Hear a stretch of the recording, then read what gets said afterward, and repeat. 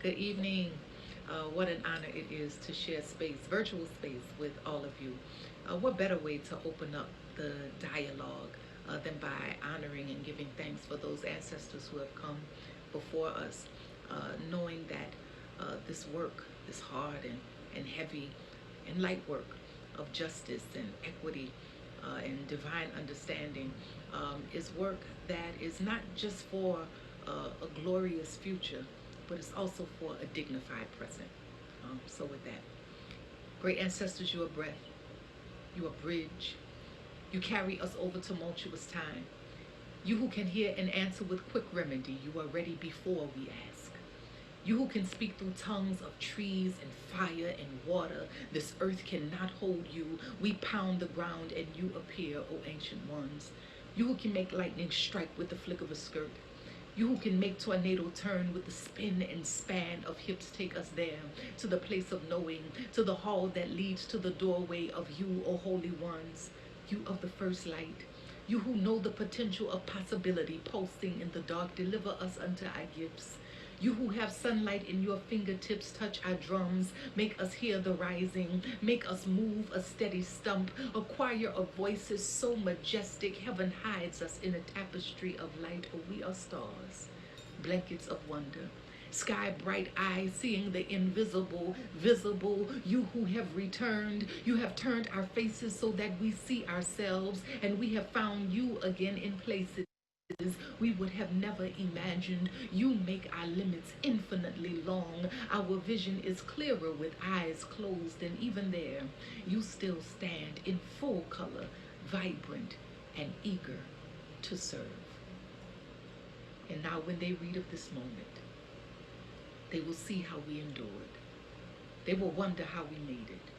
How could we live through such a time and still smile and create and celebrate, even though walls of panic and loss continue to build up around us? They will shake their heads in astonishment. They will question how we survive without hugs and second lines and community gatherings. They will drum up every conspiracy theory, and most of them will be correct. They will feel the anger of the era, the frustration of the season. They will pick apart the science and discover to their surprise there was so much more hidden. His virus was a disguise. They will tremble at the revelation, and tears will come to their eyes, for they will see the essence of being in the living and those who died. Or when they read, they will see how this time provided a shift in foundation and frequency, how it challenged outdated systems and let go of antiquated beliefs, how we were forced to grow our courage and practice care in the midst of grief. Oh, when they research about these days, from the uprisings to the downfalls, they will unravel the knots. They will connect the dots, and they too will heed the call with dignity and integrity, ancestral wisdom and pride, where creativity and imagination move head and heart to alignment. They will know because they will feel the power and presence of devotion and will, of courage, of spirit, of justice, of light, of oneness, of harmony, of divinity and insight. Or when they read of this moment, they will see how we endured, and they will still question how we made it. And we will say, well, how could we not?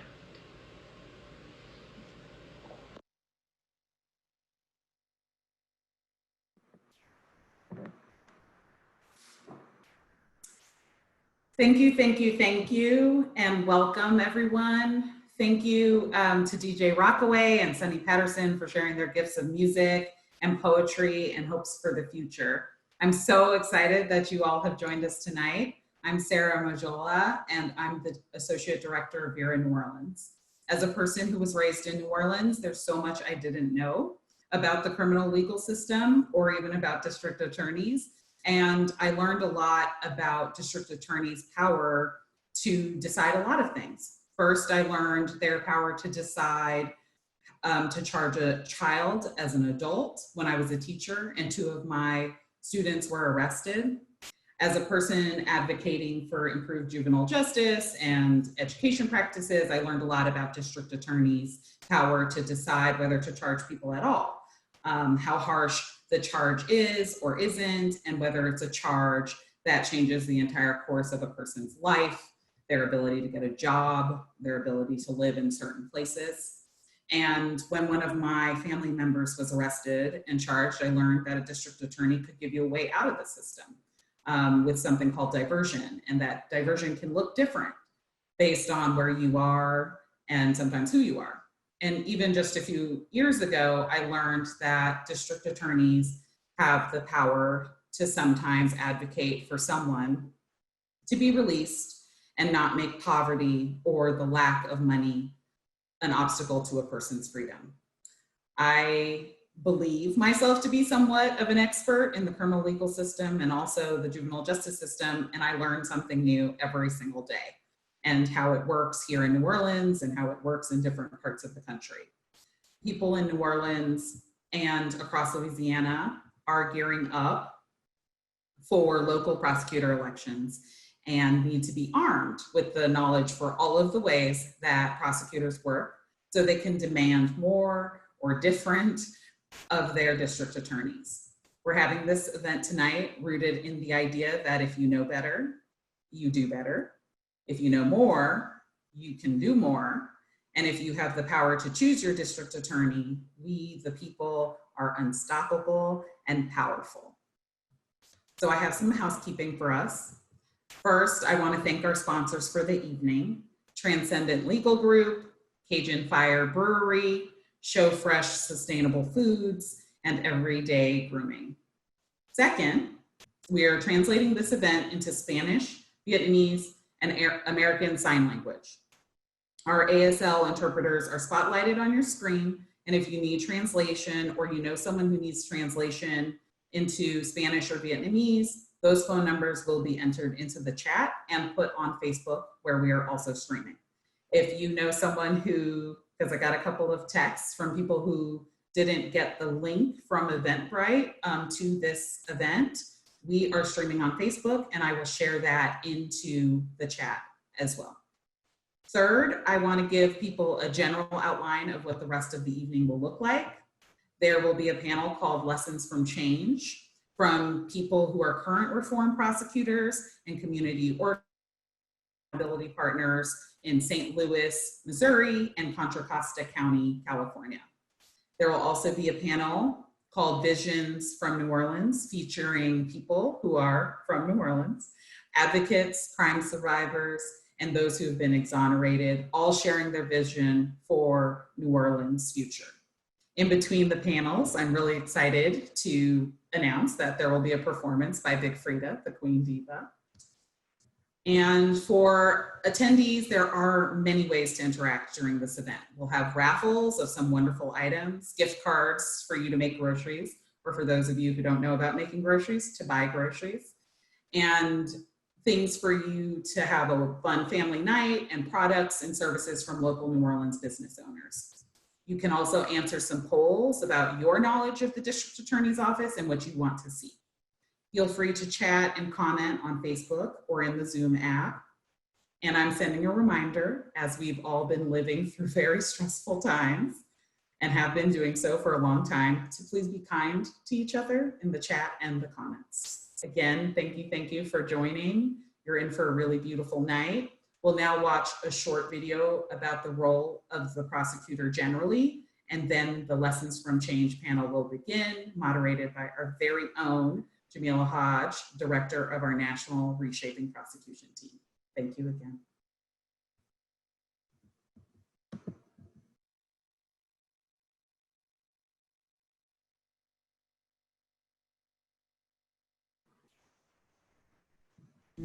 The United States has the highest incarceration rate in the world. We are addicted to locking people up. Despite having only 5% of the world's population, the U.S. has 25% of the world's prisoners. The land of the free, it seems, is anything but. While we have been building a national consciousness around the causes of mass incarceration, little attention has been paid to one of the system's most powerful actors, prosecutors. A prosecutor, also known as a district attorney, represents the government in criminal proceedings against any person accused of a crime. They are actually referred to as the people because they are supposed to represent the interests of the community.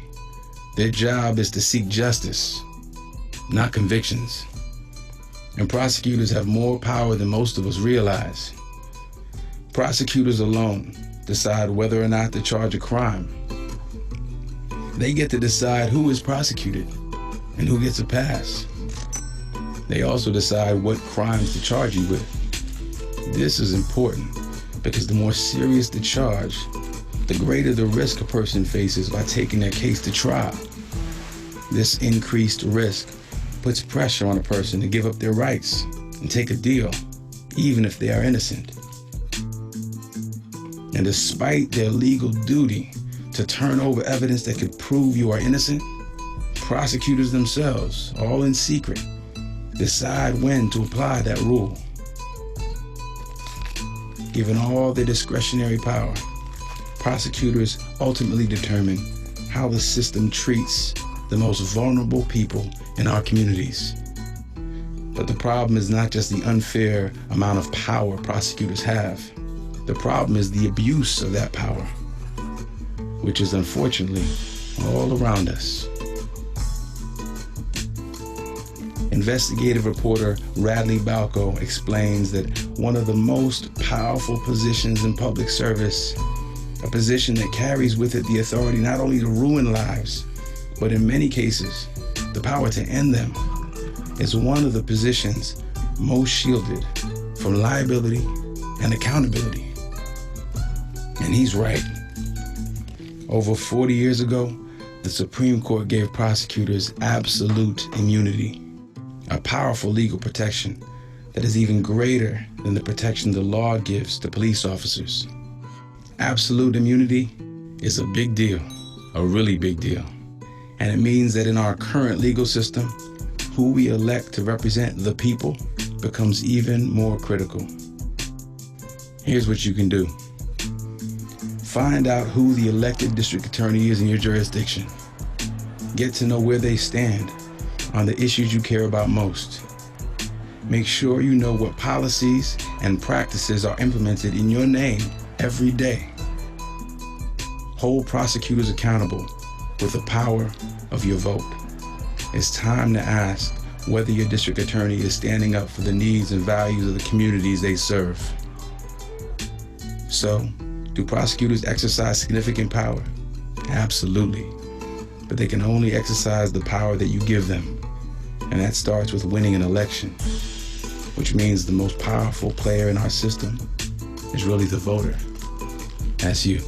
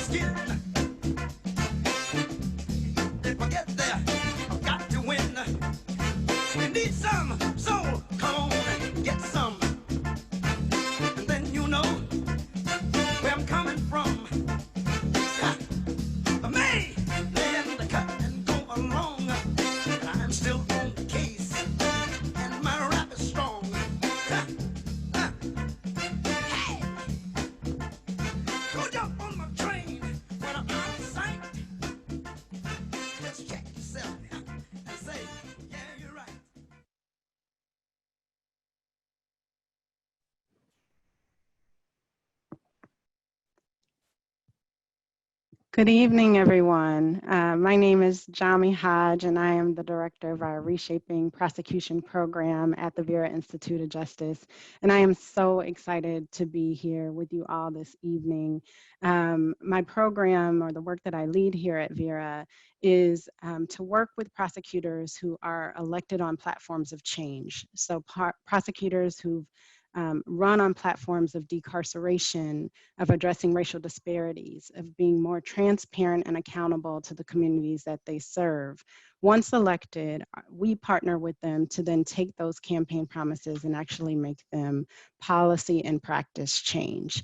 And it is through that work that I have had the opportunity to get to know the amazing panelists that I'll introduce to you shortly. So I just want to take a moment and just acknowledge that this is a unique moment in our country right now. We are at a time where more than ever than I think we've seen before, people are demanding something radically and drastically different from our criminal legal system. And while it's due to the unfortunate and tragic loss, continual loss that we see of the lives of Black people who are unarmed at the hands of law enforcement, what's different this time is that the calls for change have not stopped at police accountability.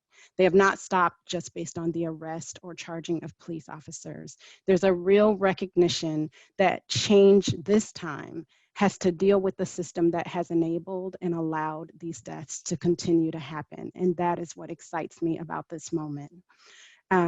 But what this event tonight and what you're already hearing and what you will continue to hear through the event this evening is that that change requires a different understanding of the role of the prosecutor. What we're going to talk about and what you're going to continue to hear about tonight is that prosecutors are one of the most powerful actors in the criminal legal system, and that for the systemic deep change that we need, you must have a prosecutor who understands and will push and advocate and do that hard work of change. What I'm particularly excited about for New Orleans this evening is that because of this opportunity you have an election coming up, you will have an opportunity to really exercise your voice. The panel that we have tonight is really an example of others who have already walked this path. We have two jurisdictions, St. Louis City and then Contra Costa County, California, where we have seen community members and advocates and activists demand something different and elect prosecutors on reform platforms. But what we're going to talk about and what is really important in understanding is that the work doesn't just stop there, that there is a need for continued engagement beyond an election. And I'm very excited to begin this conversation. I'm going to introduce our panelists very briefly. I just want to name that the women who will be part of this panel are all amazing. And if I truly had the time to introduce them properly, that would be our entire panel. So I encourage you to look each of them up. They are fierce and fighters in each of their own rights. But I'll just tell you just a little bit about them. I will ask a number of questions, or likely we probably won't have time for many, but I have a couple of questions for the panelists. But it's really important to us that we also save some time for questions from you, from our participants. And so we're going to reserve some time to hear from questions, I believe, that were previously submitted as people registered for this event. And so with that, I'm just going to quickly do introductions, and I'm going to start first with the city of St. Louis and ask my panelists to go ahead and turn on their videos so folks can see you. And so first I'm going to introduce Circuit Attorney Kimberly Gardner. Circuit Attorney Gardner is the first Black woman to hold the office of the Chief Prosecutor in the city of St. Louis. In addition to being setting this sort of history as the first Black woman, she's a former legislator. She is also a registered nurse, and I'm sure part of what you'll hear from her, or if you again, look her up, what you'll learn is that she brings a real harm reduction approach to the role of the prosecutor and into the way that she carries out the mission of her office. And paired with Circuit Attorney Gardner is Jamala Rogers, who is the Executive Director of the Organization for Black Struggle. And if Jamala, if you can wave so folks know who you are. And she has been a long time community activist. She's been doing this work for many, many years. What her work primarily focuses on is transformation of the criminal legal system. And she is a writer. She is associated with a number of news outlets, and she's also the author of Ferguson is America, Roots of Rebellion. And from Contra Costa County, we have District Attorney Dinah Becton. And Dinah is not only the first Black person, she's the first woman, first Black person, and first person of color to hold this office as the chief prosecutor in Contra Costa County, another history maker. Prior to this, she served for 22 years as a judge in Contra Costa County, including a time as a presiding judge. So again, brings this wealth of experience, and I look forward to you hearing directly from her. And then paired with District Attorney Becton is Shayla Bonner. And Shayla is a program manager and lead organizer for the Safe Return Project. Shayla is a formerly incarcerated Black woman who is passionate about leveling the playing field for formerly incarcerated Black people, particularly around organizing voting and using their voices in elections. And I'm excited for you to hear from Shayla about her role and the important work that she does in this space. And so with that, I'm just going to open it up with the first question. And I want to direct this question to our organizers on the panel. So this first question is for Jamala and then for Shayla. And that's, can you just talk a little bit about what your community was like before you elected a new prosecutor or a prosecutor who ran on a reform agenda? What were some of the problems that you saw? And then why did you find it important to get involved in the prosecutor's race? So prior to the election of the prosecutors that we have, and we had one for both St. Louis City and St. Louis County, we had just rampant issues with the prosecuting department. And I hesitate to use the word misconduct because that sounds like a slap on the wrist when these people, as the video indicated, have a lot of power to destroy lives and actually to take away lives. So when they do wrong, it's not misconduct, it's criminal. So we had a history of rogue prosecutors who connected with rogue cops. And so we saw that system churning out harsh sentences. Folks were caught up in the net of wrongful conviction. So there was just blatant corruption all up and down. And most people only saw the prosecutor's role as, sending people off to jail as opposed to finding truth and justice. And so part of coming into that process was really having a vision of what kind of fairness we wanted to see coming out of those offices, but also what was our vision overall for the city? Because I still see the police department being in tandem with the corruption of the prosecutors. And so you really do have to have a community that you constantly educating and agitating about what we want and also how to get that. And so we were lucky to do a 1-2 punch. And in the St. Louis County, we got Wesley Bell on a reform platform. And then we were able to get Kimberly Garden in the city on a reform platform.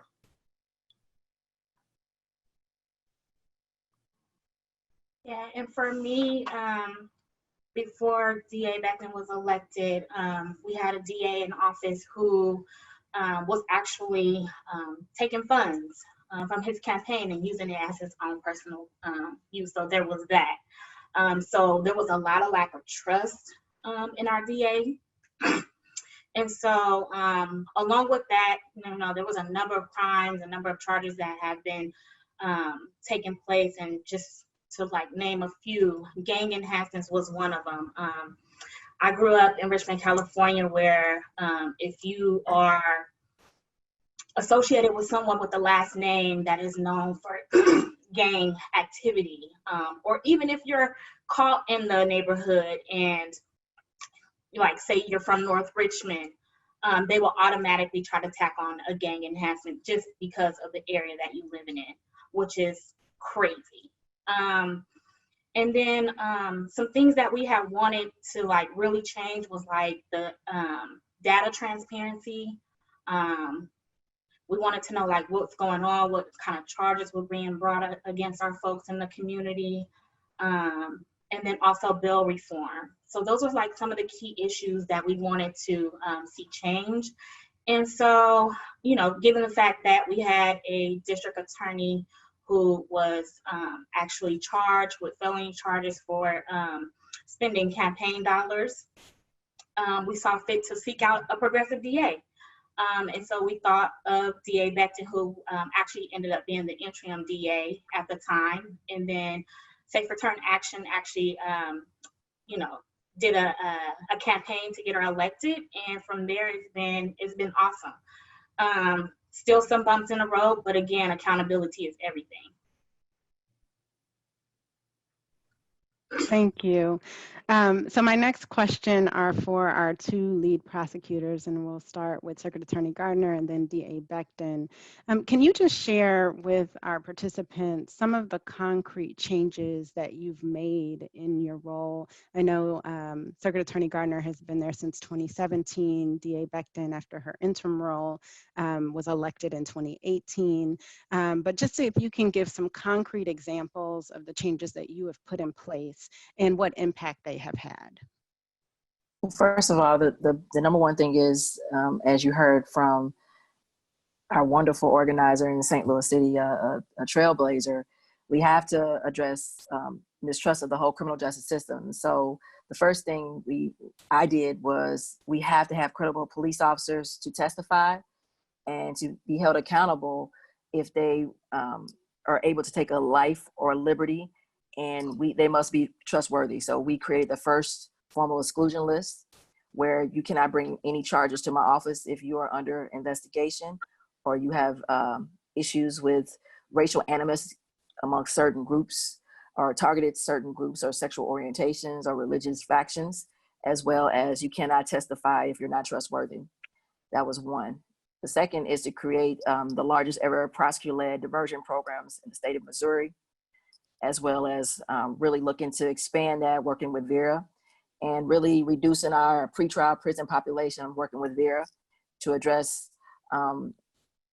the ability to hold someone pretrial, but for their ability to pay because they're poor.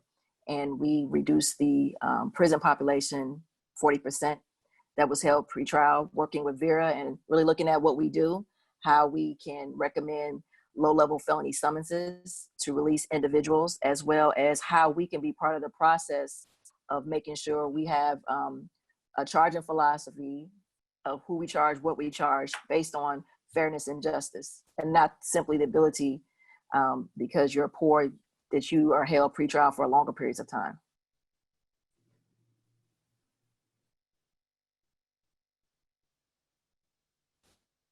Thank you. DA Becton, same question. I'm sorry. I was like, Kim, keep going. Sorry about that. So thank you. And it's been, you know, really kind of an amazing journey. And I guess I want to start in terms of changes. I want to start with the moment that we find ourselves in, because this is such a unique moment right now in the history of our country. We've got the protesters and the activists. Everybody's in the streets. And there's a huge demand for police accountability and also accountability from district attorneys as well, as Sheila so appropriately mentioned. So I think just recently, I think some of the major things that we've done is to make sure that when there are cases that are brought into our office, especially those that allege that there is misconduct by a citizen towards a police officer, that we don't just take the word for that we're making sure that there is a requirement that you review all of the body cam video and all of the citizens' videos that are available to us before making a charging decision. And then very importantly, joining with a number of prosecutors recently to say that we're going to be divesting ourselves from police officers and police officer unions in terms of their ability, when we are standing for election, to take campaign contributions from them, and also divesting ourselves of their endorsements. We have to work every day, hand in hand with police officers, and we need their cooperation in order to prosecute cases. But when it's time for us to stand for election, the people need to be able to feel that we can fairly and adequately investigate cases when there are allegations of police misconduct. And if we are standing shoulder to shoulder with them day to day, and then taking their contributions and their endorsements, it creates, at least at a minimum, the appearance that there is a conflict of interest. And so we've taken that stand as well. And I'm just going to list a few things that we've done. It's really amazing to do this work and be in these positions to effectuate change. A lot of times people ask me, well, didn't you kind of go backwards? Why did you become a judge and then go to being a prosecutor? But the truth is that every day, sitting for a number of years as a judge, I could quickly see that all of the power lay with the prosecutor. And the video that we saw earlier was so amazing, because it really displays that. The prosecutor, the ability to charge, the ability to plea bargain, the ability to recommend the sentences, all of that power lies there. And so since I've been in, we've declined to charge certain cases. And usually a lot of that low-level stuff is what causes people of color to come into contact with law enforcement. Drug cases would be a great example of that. The theft cases, the minor vehicle violations, we've just decided that we will not charge those kinds of cases. We have worked very hard, especially in the midst of COVID-19, to hold the line on those who might be asked to stay in custody, so that we can keep our jail population as low as possible and reduce the risk. Very proud of our juvenile restorative justice program. Contra Costa County had no, one of the big things for me is to start where the pipeline starts, and that's with our kids. And I really am truly standing not only to reduce mass incarceration, but also to break those pipelines that lead our kids from school to prison. So we're working on a couple of things that I think will be important in that way. We have partnered with our community as well, obtained the funds to begin the first for our county juvenile restorative justice program, so that we give our kids a chance to get the help that they need if there's trauma, whatever's going on in their lives, and then successfully moving through that program, then not having any criminal charges filed against them. So we're pleased about that. And then we're also participants in the Georgetown University program to reduce racial and ethnic disparities, so that we are analyzing and taking a look at how to change the high levels of expulsions and suspensions and arrests of our kids at the school level. We started a conviction integrity unit, again, the first in our county, so that we can make sure that there is an integrity in the process of our convictions, and also review claims of wrongful convictions.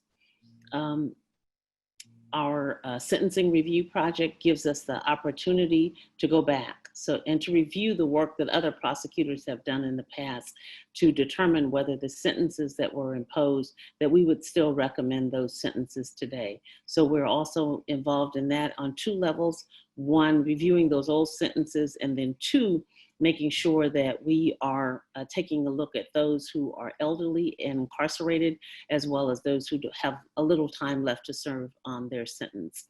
In my office, we have a law enforcement arm. We have police officers who work in the office, and so we banned the cardiac hold as not being appropriate in the 21st century.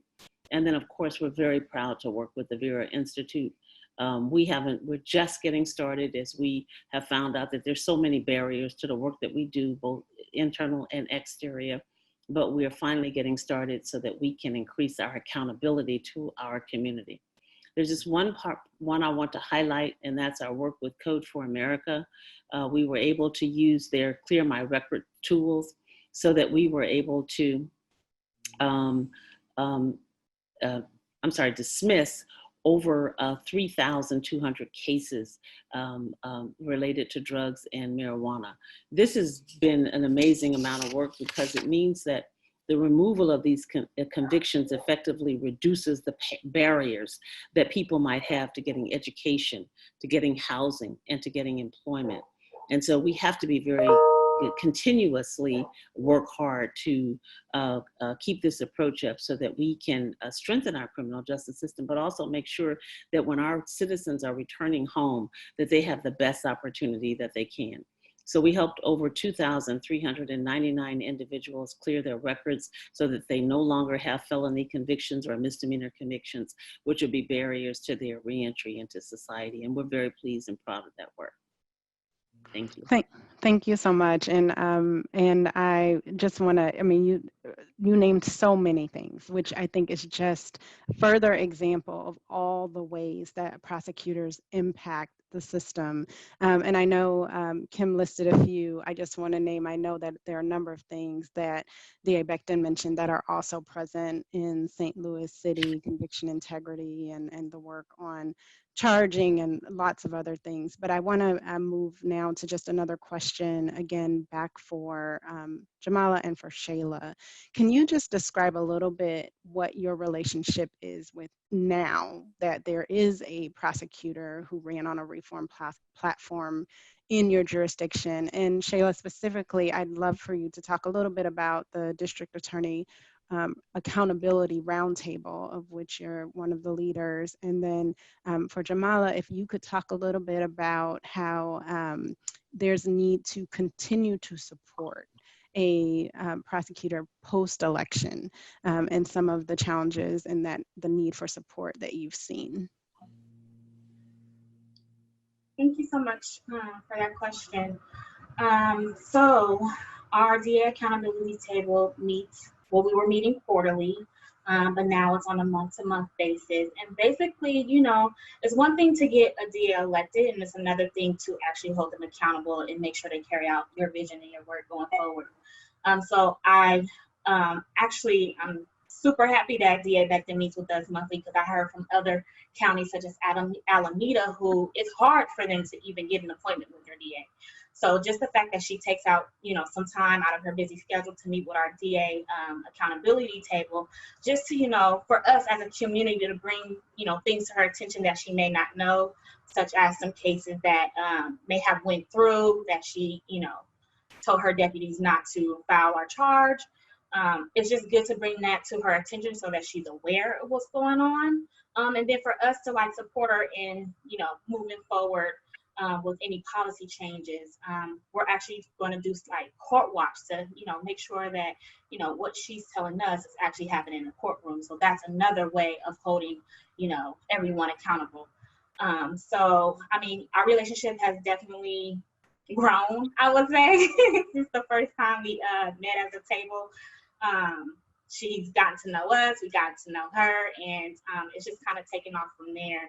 We kind of butt heads sometimes, but you know, that comes with the territory. So we still fighting, we're still advocating for decarceration of our people, our young people especially, which is why I'm so happy that the Youth Diversion and Restorative Justice Program kicked off with the RISE Center. So again, continuing to build up on relationships, we started to see changes. So we're just gonna continue doing it.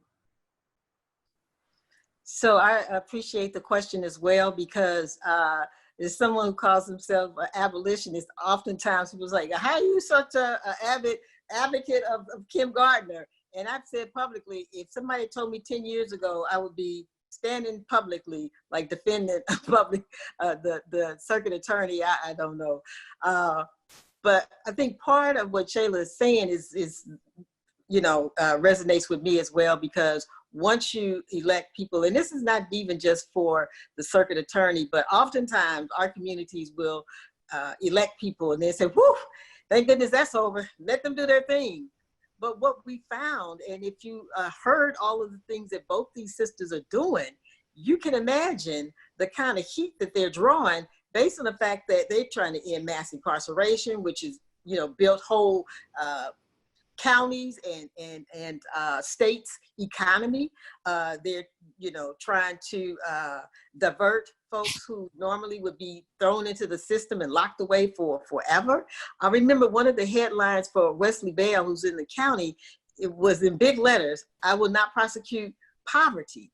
And that kind of stuff is like radical stuff, for a prosecutor. So what these reform officials are doing deserves our attention, our respect, and our support. So oftentimes we don't have a formalized committee as they do in Custer County, but we have a group of people who are, one is, we say we want to hold our prosecutors accountable, but we also want to protect them so that they get to do the work that we sent them there to do.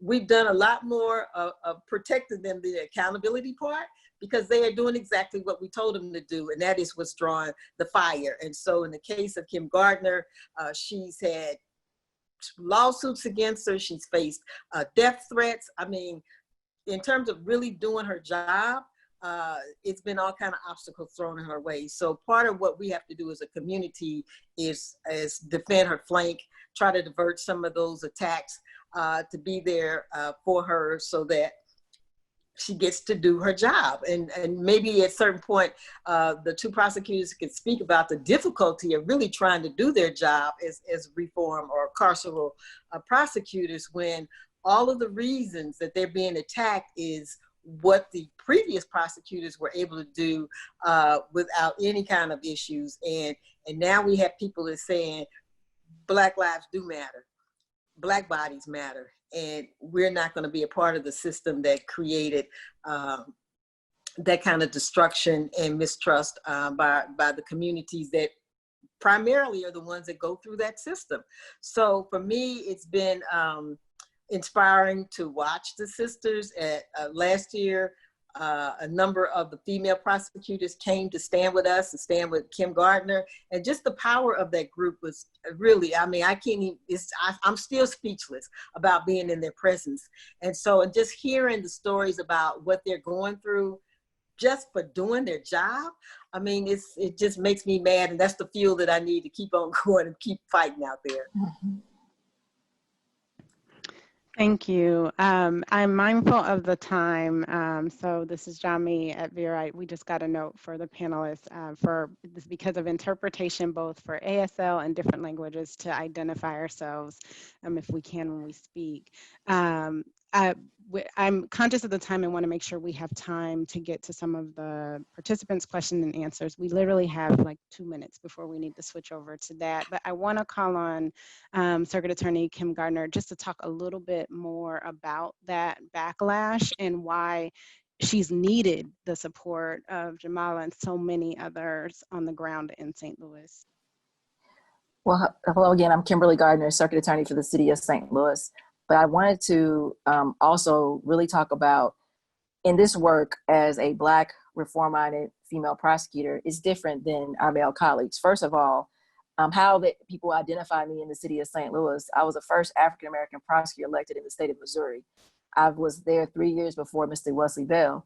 And this is not any shade to anyone who just recently got elected, but it's a different when you are on the beginning wave of the conversation that happened post Mike Brown, where we were the ground zero of the conversation of police accountability. So that's one. And second, we don't want to be known as victims, but the vitriol and the attacks on African-American female reform-minded prosecutors like my sister, Dinah Becton, who graciously came down to support me, is like no other. So even our male African-American colleagues in this movement, as well as our Caucasian male or female colleagues, the attacks are different and they're like no other. So when recently you have the president, along with my governor, basically use their political party power and political bullying to point the fingers and tell the first African-American circuit attorney in the city of St. Louis not to do her job for fear of political backlash, it's beyond just a case. It's beyond just doing your job. It's actually about, do you have the will to correct and address systemic racism and cronyism that exists in the city of St. Louis and exists in so many systems around this country that we're talking about that led to the 8 minutes and 46 seconds that caused the untimely and unfortunate death of Mr. George Floyd and many others. And it's to call out the systemic racism that the system and many systems in America are built on. But when we want to talk about just one part of a bigger complex problem and the attacks on Black elected females, then it's this divisive rhetoric that is allowed to exist. It's this dehumanization of these attacks and racial attacks that we face that put us in danger, put us in fear, because it's beyond just our duty as a prosecutor to be ministers of justice. It comes to the point where it's, do you have the will to stand up for what's right when everybody, whether you're Black or white, sits around and watches a night ride take place in public and does nothing? And I support Jamala and all the organizations who stand up, but we want to say that this is like no other. St. Louis is the training ground for a lot of the coordinated efforts of the powerful few that use us as a training ground to attack like individuals like Diana Becton and Marilyn Mosby and Kim Fox and Aramis Ayala and many others of the Black female progressive reform-minded prosecutors. And it's, do we have the will to say right is wrong is wrong? And when we have prosecutorial discretion, why is it different when you are a Black reform-minded prosecutor? Thank you so much, Secretary Attorney Gardner. And it just, just some examples of really all the backlash they face, the threats to their bodies, to their families, but in spite of it, we're just so grateful to you, to DA Becton, to all the others who continue to get up and do the job every day. And I'm gonna stop here and turn it over to Michaela from our Vera New Orleans team to get some questions from our participants.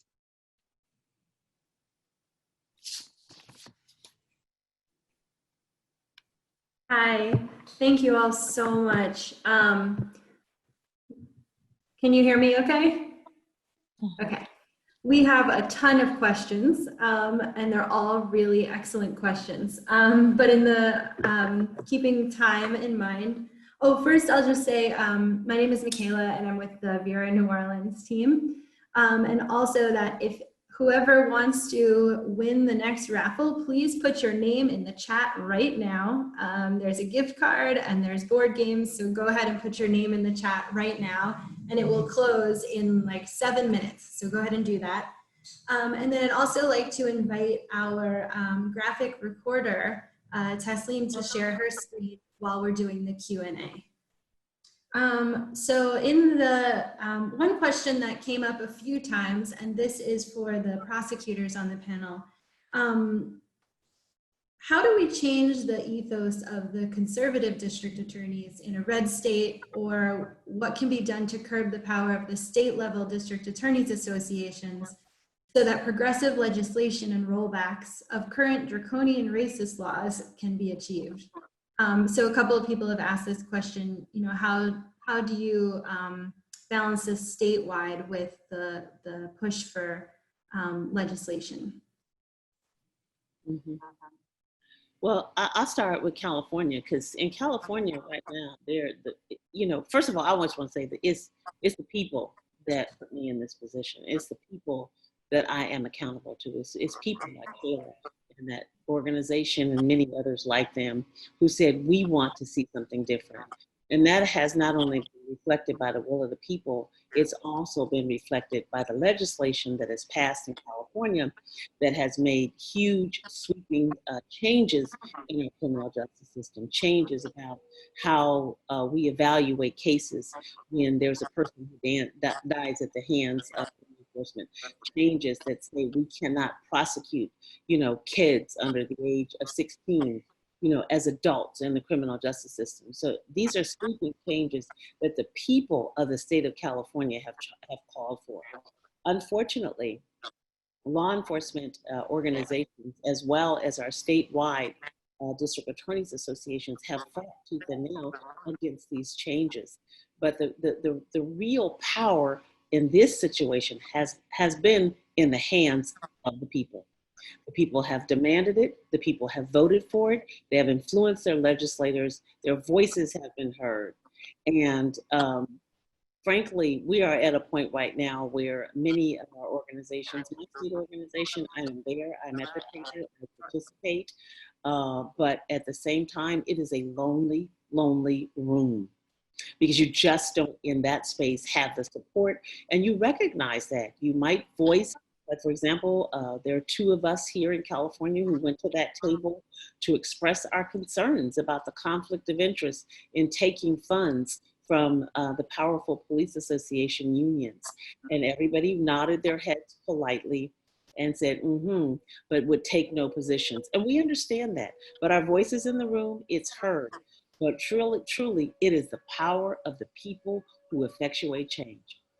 And I think that we cannot lose sight of how important your voice is to effectuate change, because your legislators will listen.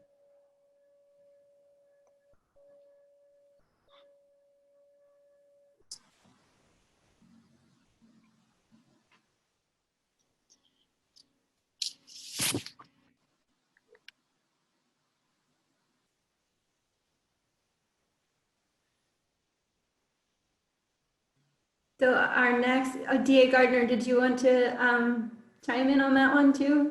I just want to say I agree with Dinah and everything that she's saying, because even in California, I see what we could do in the state of Missouri.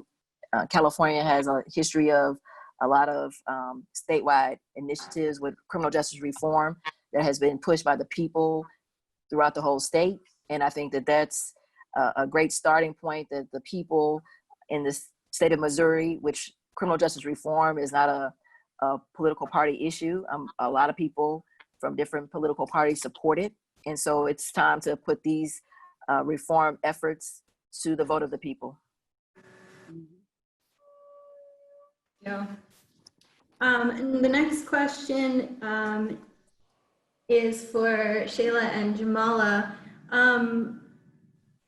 In terms of what would you say is the most concrete and compelling change that has been made by the reform prosecutors? And then where does it not go far enough? What is the next, what's needed? What's the next step? So this is Jamala Rogers in St. Louis. For me, and I really think for the community, the most compelling change was to be able to see the prosecutor actually act on behalf of the people. So Kim Gardner ran on a number of things, as do most prosecutors, but we don't see it ever happening. So one of the things that I remember C.A. Gardner said was, nobody was above the law, including police officers. And so one of the first cases that we saw prosecuted was by Kim Gardner. And so being able to see somebody actually do what they said they were going to do automatically got the attention of the community who voted for her to say, wow, she's doing what we sent her there to do. But at the same time, it did draw fire from, those powerful white folks that Kim is talking about. So then the trust level, gets elevated fairly quickly to see that. So I think that the trust level was fairly immediate. And even those folks who were slow to come about, as she started to look at other cases and do various things, including the conviction integrity unit, looking at those cases, I think people begin to see, oh, this is what we actually asked for, and we're getting what we asked for. In terms of what's not gone far enough, for me, that's really hard to determine, because I don't think that Prosecutor Gardner has been able to actualize the things that she wants. And so it's not on her own accord that those things are not happening. So once we get rid of some of those landmines and some of those folks that are creating obstacles, then we could see, like, where is this going, and look at, like, what's going to happen for the next 4 years. She's got an election coming up in 3 weeks. And so for us, being able to assess what's been done has been pretty amazing in spite of all of those obstacles. Mm-hmm. This is Shayla from Contra Costa County. For us, I think one of the biggest things that we are so proud of is the, like I said, the youth diversion program. I think that's huge because right now, in some of our school districts, and we did have some recent wins where we were able to get officers out of the schools. You know, we've done a number of reports. We had a juvenile justice report that we put out where, you know, students actually told us what they would like to see in their schools and, you know, what kind of resources and support that they need. So to have this program put in place instead of locking our kids up in juvenile hall, which by the way, we are trying to close our juvenile hall, Safe Return along with the other organizations. But to have that been put in place for restorative justice has been a big win for us. Something that our table kind of met with DA Becton about prior to COVID-19 was, you know, the diversion programs for first-time violent offenders. I think we want to continue to push and advocate for that. We know some folks who have been charged with a first-time violent offense who were automatically given 5 years. And so we were, you know, trying to look at models around the world, basically, on first-time violent offense diversion program. So diversion, again, our big thing is to de-incarcerate our folks in mass incarceration, and diversion programs is the way to go. That is all we have time for the participant questions. Thank you all so much. Thank you. Thank you. Thank you.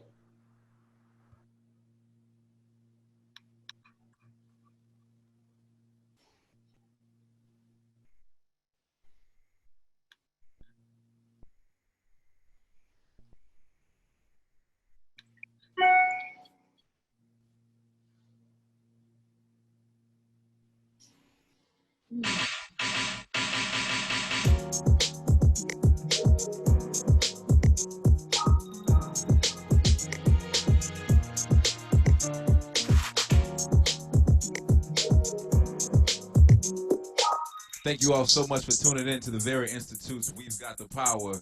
I'm DJ Rockaway, and up next, Big Frida.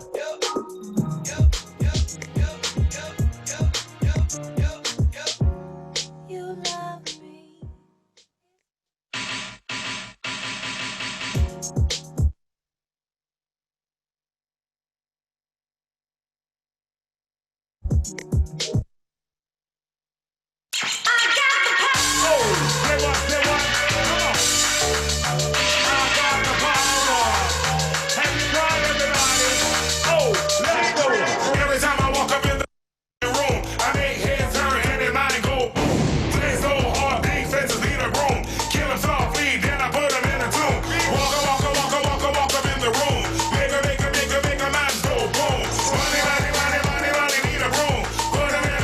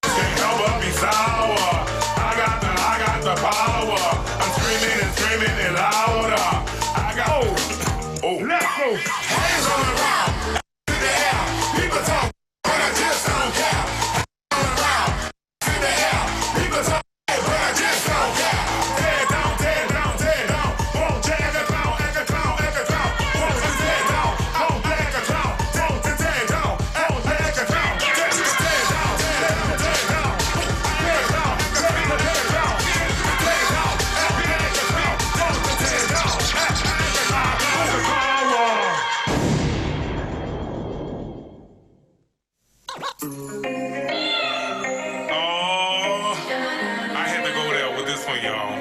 Oh, yeah. Come on. My prescription is the Bible. Read the scripture from the Bible. Watch the system. Take my idols. Now I pray for all my rivals. Used to fight because they always come exist me. Now I'm a fight, don't you never let them hit me. And the church always want to judge me. But I know that God is the only one above me. Oh. Where I've been, what I've seen, people dying. They can't be who they be, cause they're hiding. You know me, being free, won't be silent. I pray from an enemy, I pray from an enemy. You don't wanna chase this rainbow. Nah, nah, nah, nah. You don't wanna chase this rainbow. Nah, nah, nah, nah. Cause I am who I am. I believe, no, no, no, no. You don't wanna chase this rainbow. Nah, nah, nah, nah. Say what? Cold. Straight up resistance from these labels. Too persistent for their fable. Now I'm switching, turning table. Check the TV, see my face cold. Who they is? Big Frida, better known as Queen Diva. You best believe her, I'm off the heater. They want that feature, just have me see her. Where I've been, what I've seen, people dying. They can't be who they be, cause they're hiding. You know me, being free, won't be silent. I pray from an enemy, I pray from an enemy. You don't wanna chase this rainbow. Nah, nah, nah, nah. You don't wanna chase this rainbow. Nah, nah, nah, nah. Cause I am who I am. I believe, no, no, no, no. You don't wanna chase this rainbow. Nah, nah, nah, nah. Jiggling it, rocket, once you're working on the rainbow. Jiggling it, rocket, once you're working on the rainbow. Jiggling it, rocket, once you're working on the rainbow. Working on the rainbow, working on the rainbow. Jiggling it, rocket, once you're working on the rainbow. Jiggling it, rocket, once you're working on the rainbow. Jiggling it, rocket, once you're working on the rainbow. Working on the rainbow. Let's go.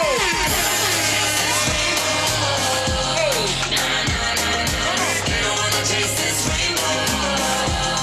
Nah, nah, nah, nah. Cause I am who I am. I believe, no, no, no, no. You don't wanna chase this rainbow. Nah, nah, nah, nah. You don't wanna chase this rainbow. Nah, nah, nah, nah. You don't wanna chase this rainbow. Nah, nah, nah, nah. Cause I am who I am. I believe, no, no, no, no. You don't wanna chase this rainbow. Nah, nah, nah, nah. Oh, yes.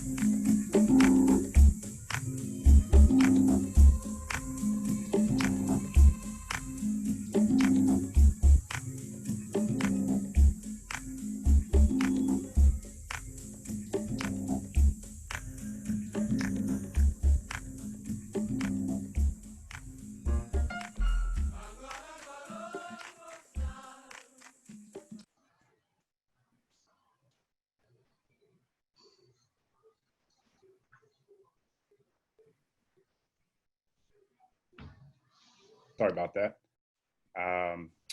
How's everybody doing? My name is Clint Smith. I am a writer in Maryland, but I was born and raised in New Orleans, and New Orleans is always on my mind. It's always on my heart, and I am honored to be a part of this panel. I began my career as a high school English teacher and have taught in jails and prisons for the past several years. And for my doctorate, I studied the myriad of ways that the carceral system and the criminal legal system more broadly impacts every facet of our social lives. As we said before, we are in a fundamentally different moment than we've experienced in my lifetime and in many of our lifetimes. And for so long, we've tinkered around the edges of a system that is inextricably linked to an origin story predicated on oppression. What we see now, however, is millions of people rejecting this idea that the system is one that simply needs adjustments, but instead are demanding something fundamentally new and something that we may not have seen before, but something more and more people have decided is absolutely necessary. With that said, changing these systems doesn't happen overnight. And part of what I'm always thinking about is what it means to take seriously the fact that there is a system currently in place and there are people being impacted by the system. And how do we move toward a future in which fewer people are becoming entangled in the criminal legal system in the first place, while also mitigating the harm caused by the system that currently exists? For example, in my personal context, I'm always thinking about what it would mean to provide incarcerated people with more opportunities for meaningful, robust, and rigorous education, while not allowing the building of a robust prison education system to legitimate the existence or even the expansion of the prison itself. The goal ultimately is not more people getting better education behind bars. The goal is having better housing, better wages, better healthcare, better jobs, and better schools, so that we have less people behind bars in the first place. But until then, there remains the question of what we do on the way to that ultimate goal. So part of what I'm interested in tonight, and what I appreciated about our previous panel, and what I hope our panel here will speak to a bit, is what prosecutors are doing now in this moment as we reimagine the sort of larger system and what that might look like. How do prosecutors attempt to make progress in a system where the incentive structure is geared toward locking people up rather than keeping them out? How does the specific landscape of New Orleans shape the way that prosecution happens in the city? What is it like to do this work on the inside versus pushing from the outside? What are the costs and benefits of each? And how does one navigate the realities of the system as it exists? These are some of the things that our panel is going to be wrestling with today, and I'm excited to hear from all of them. I'm going to introduce everyone, and then each person is going to give an opening statement, and then we will take it from there. We'll have some follow-up questions, and then make sure that we'll have enough time for questions from the audience. So we have Bonsil Shekunbi, who is the former Assistant District Attorney and current Acting Chief Monitor at Orleans Independent Police Monitor.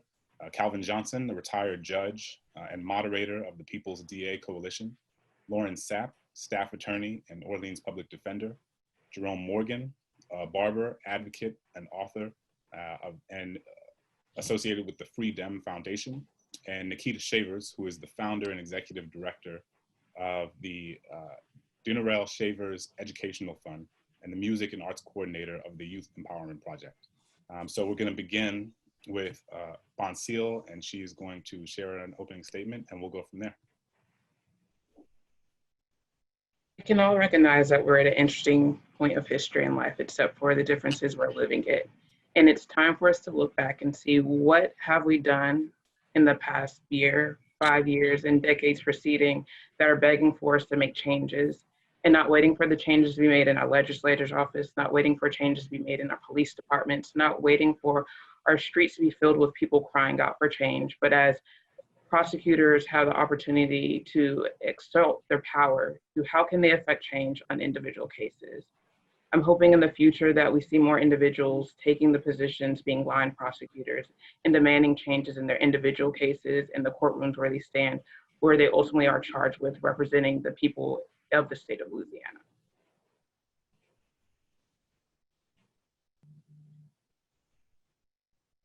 And now we're going to hear from Calvin Johnson. Such a joy being here with all of you. to have had the opportunity to listen to DA Becht and DA Gardner, that in and of itself, I'm still tingling from that. To be able to listen to more of this, but also to share with you. To share with you that in New Orleans, the People's DA Coalition has in fact put together a platform that speaks specifically to what those two DAs said. What they said is what we're doing in New Orleans. What they said is what our platform speaks to.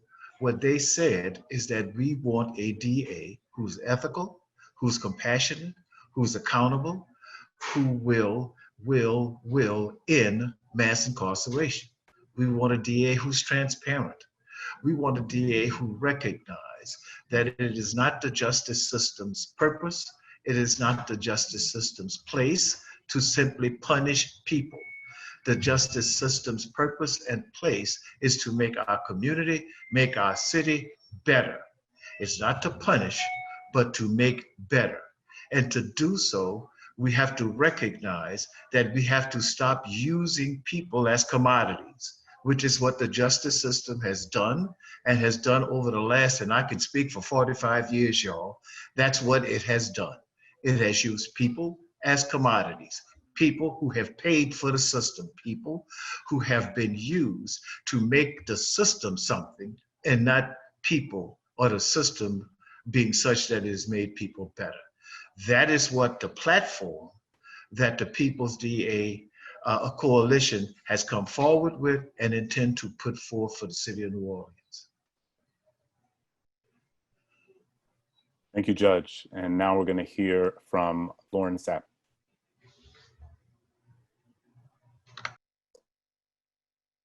Good evening, and thanks so much for having me. It's a privilege to be on this panel with you all and to have heard the other panelists. I'm feeling very inspired and hopeful. As we know, this is a critical time for reform in the criminal justice system. In New Orleans specifically, as most of us may know, Louisiana is the mass incarceration capital of the world, and New Orleans incarcerates most people in Louisiana per capita. And so reform is needed in New Orleans now more than ever. And I think the key to reform is at the beginning, we need to understand that, and I think someone's already touched on this, is that we need to have a DA that seeks justice and not just convictions. And with that comes with not advocating or enforcing monetary bail, that someone's freedom should not be determined by their finances. You know, drug-related offenses, not enforcing those. Drug-related offenses should be a health issue. It should never have been a criminalized issue. And certain things that the district attorney's office does here in Orleans Parish could be reformed, redesigned, specifically programs involving drug court, probation. I think it would really serve the community well to reform post-plea drug court probation system into a pre-plea diversionary system. Meaning that people suffering with addiction are working towards becoming better than just working away from running from jail time or any punitive punishment for not being able to kick an addiction in a matter of months or even years. I think the DA's office could really serve the community well by not prosecuting marijuana in any way, shape, or form. I think this was already touched on briefly, saying that that would even eliminate potentially dangerous and unwanted interactions with police. I think the DA could, you know, really benefit the community by not enforcing or even threatening the multiple bill. And finally, just for the district attorney to work more with the community instead of against it. Maybe reach out to community members to seek other alternatives to incarceration. And I think that's truly where it lies, is seeking justice instead of just convictions, to make the whole person whole. When someone's arrested, it affects multiple parties, defendants, victims. Multiple parties are affected. And if the goal is for everyone to be whole at the end, a lot of work needs to be done in New Orleans Parish. Thank you so much, Lauren. And next we'll have Jerome Morgan.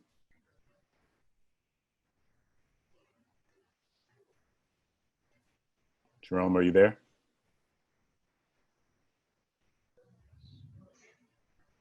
All right, well, while we're waiting on Jerome, we will we'll have Nikita go.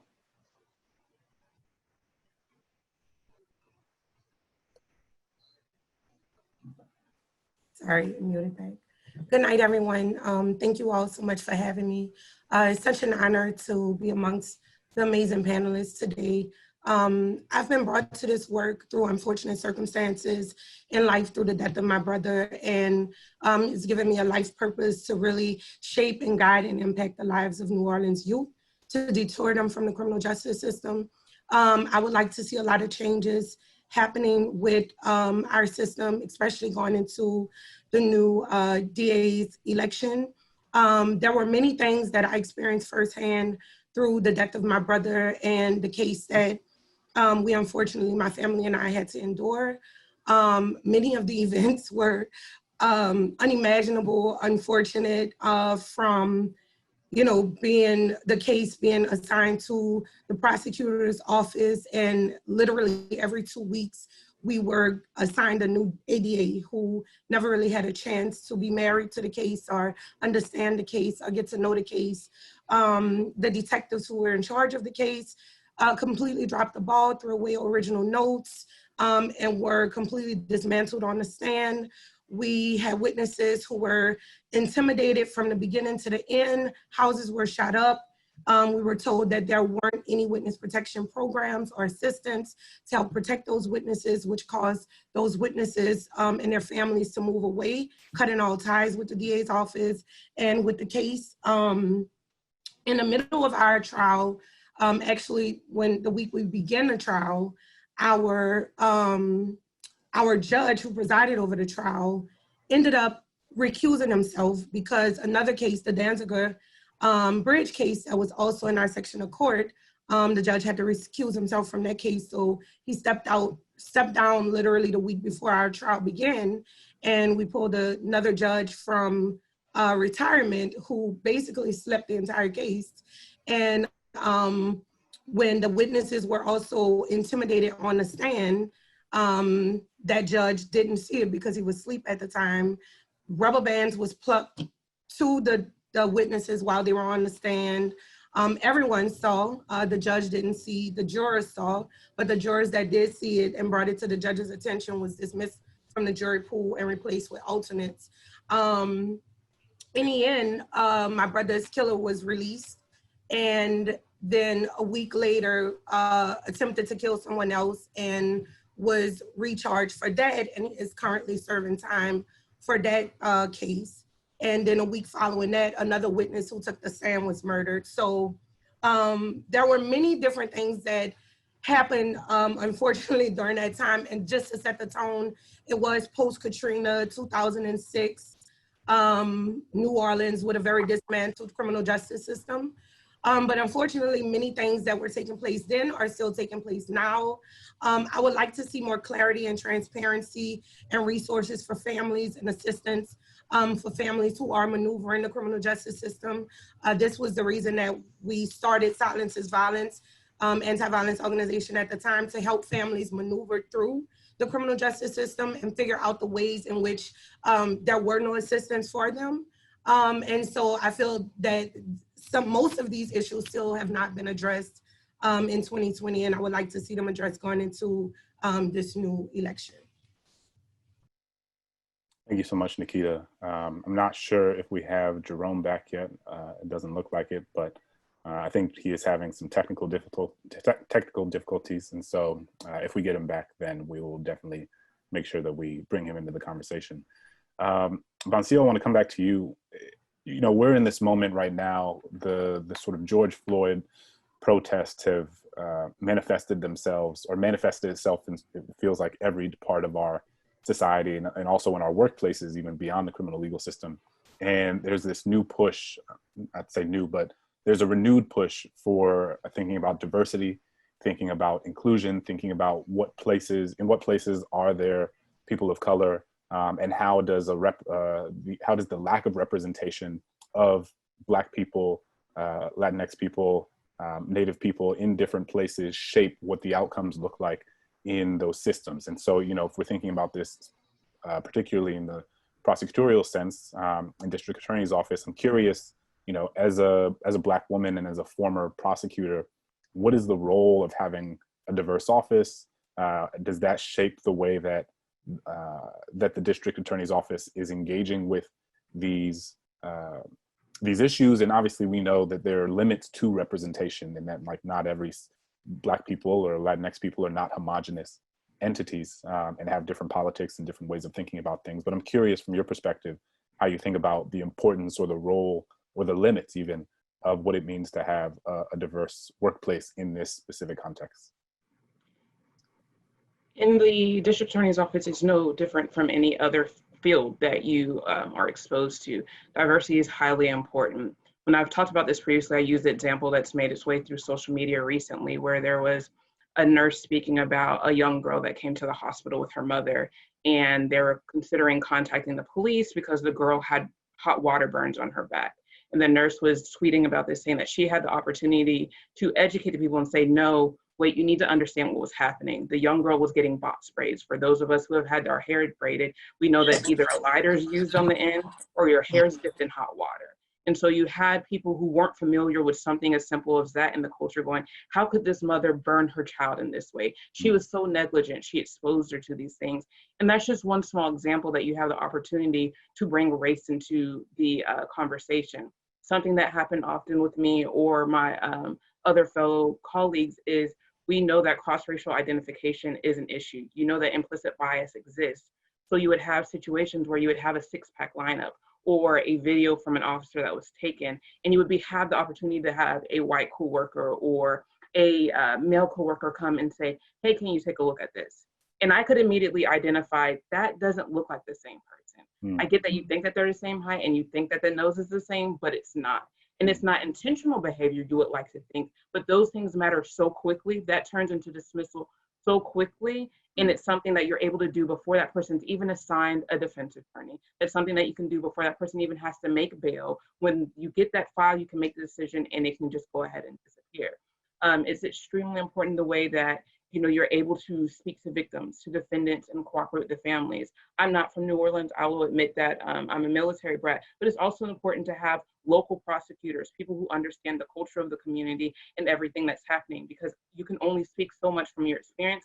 What we are experts on is the criminal justice system, the law, but I don't know everything about how life works for these individuals. And when you have white coworkers or people who do not understand or identify with the LGBTQ community, these things are limiting, and we need to make sure that we're not being blind when we're trying to administer justice in those ways.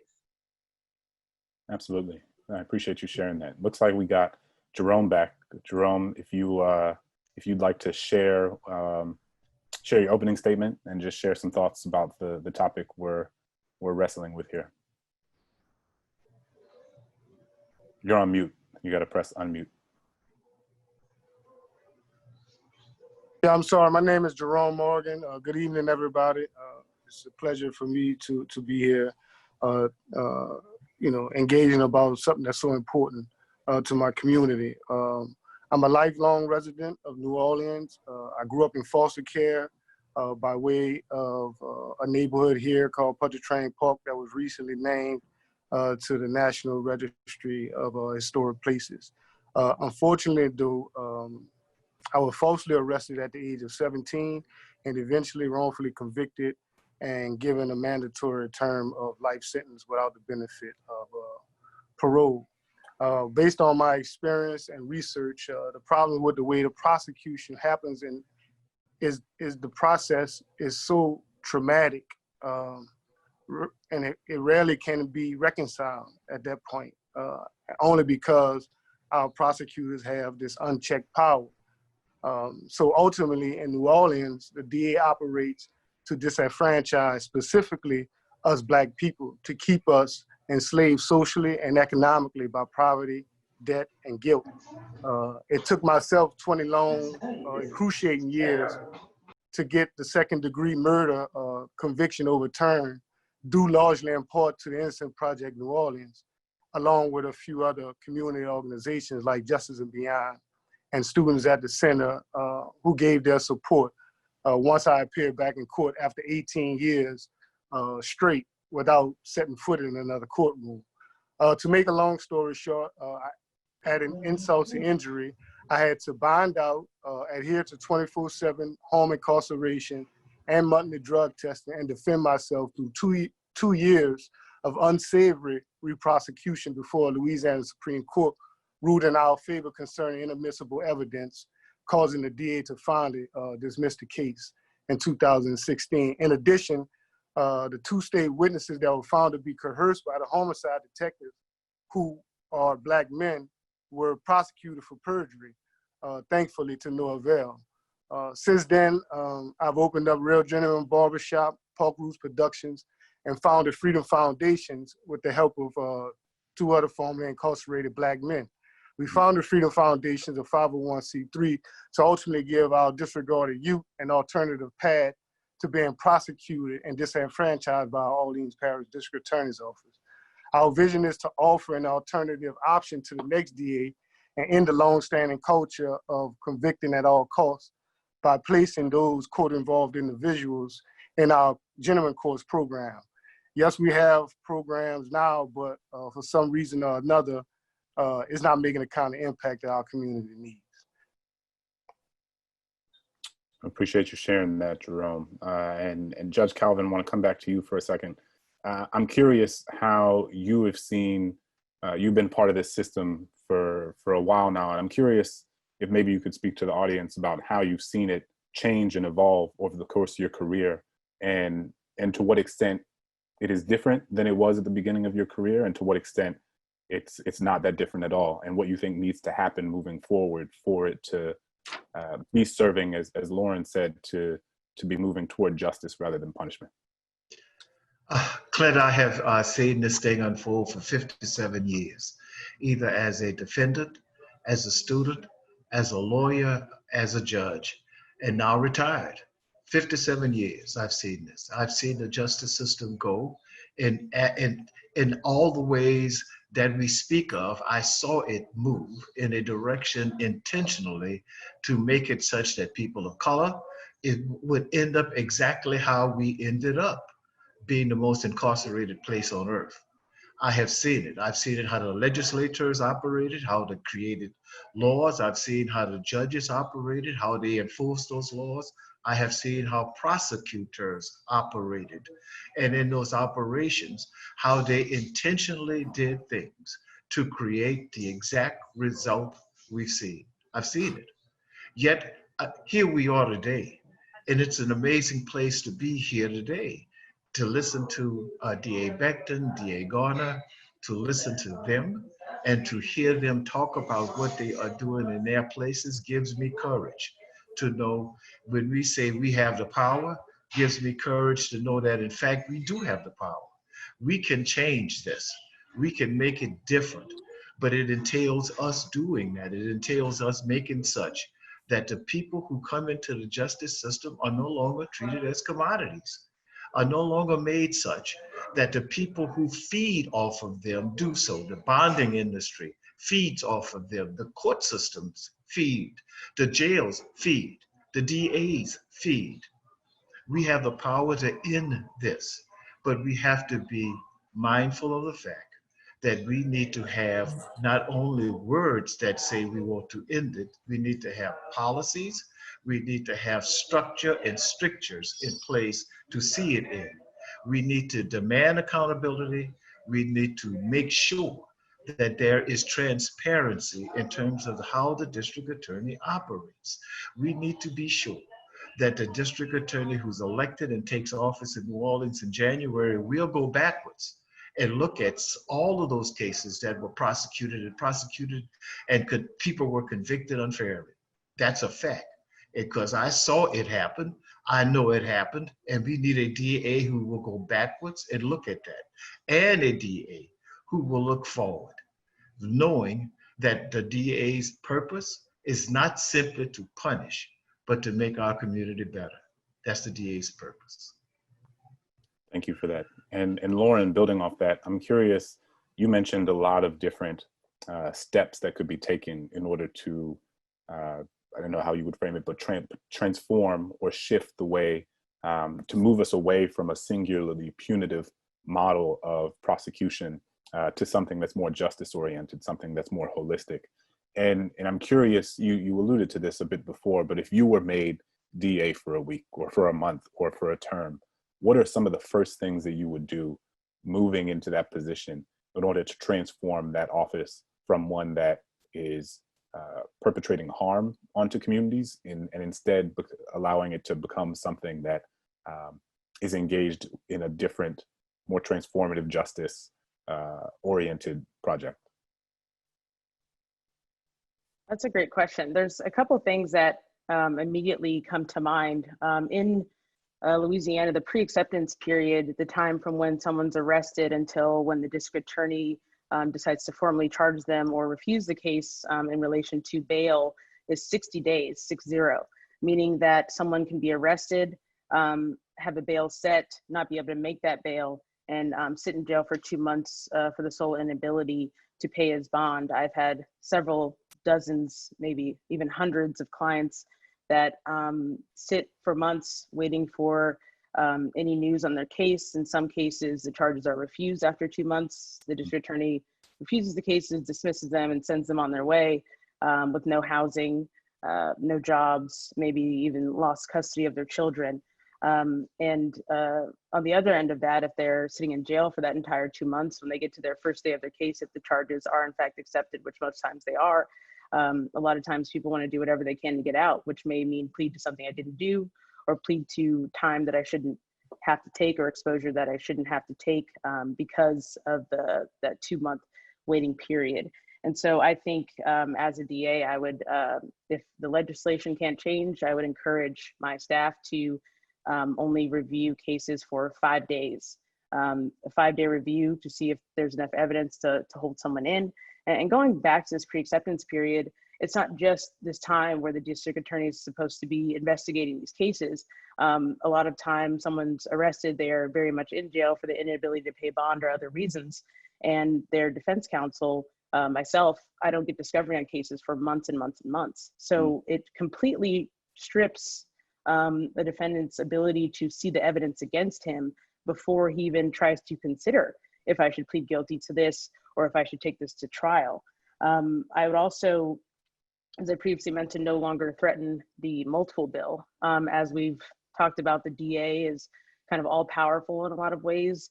A lot of discretion has been taken away from judges because so many cases end in plea deals. And I would no longer threaten or enforce the multiple bill to strip someone's right to go to trial.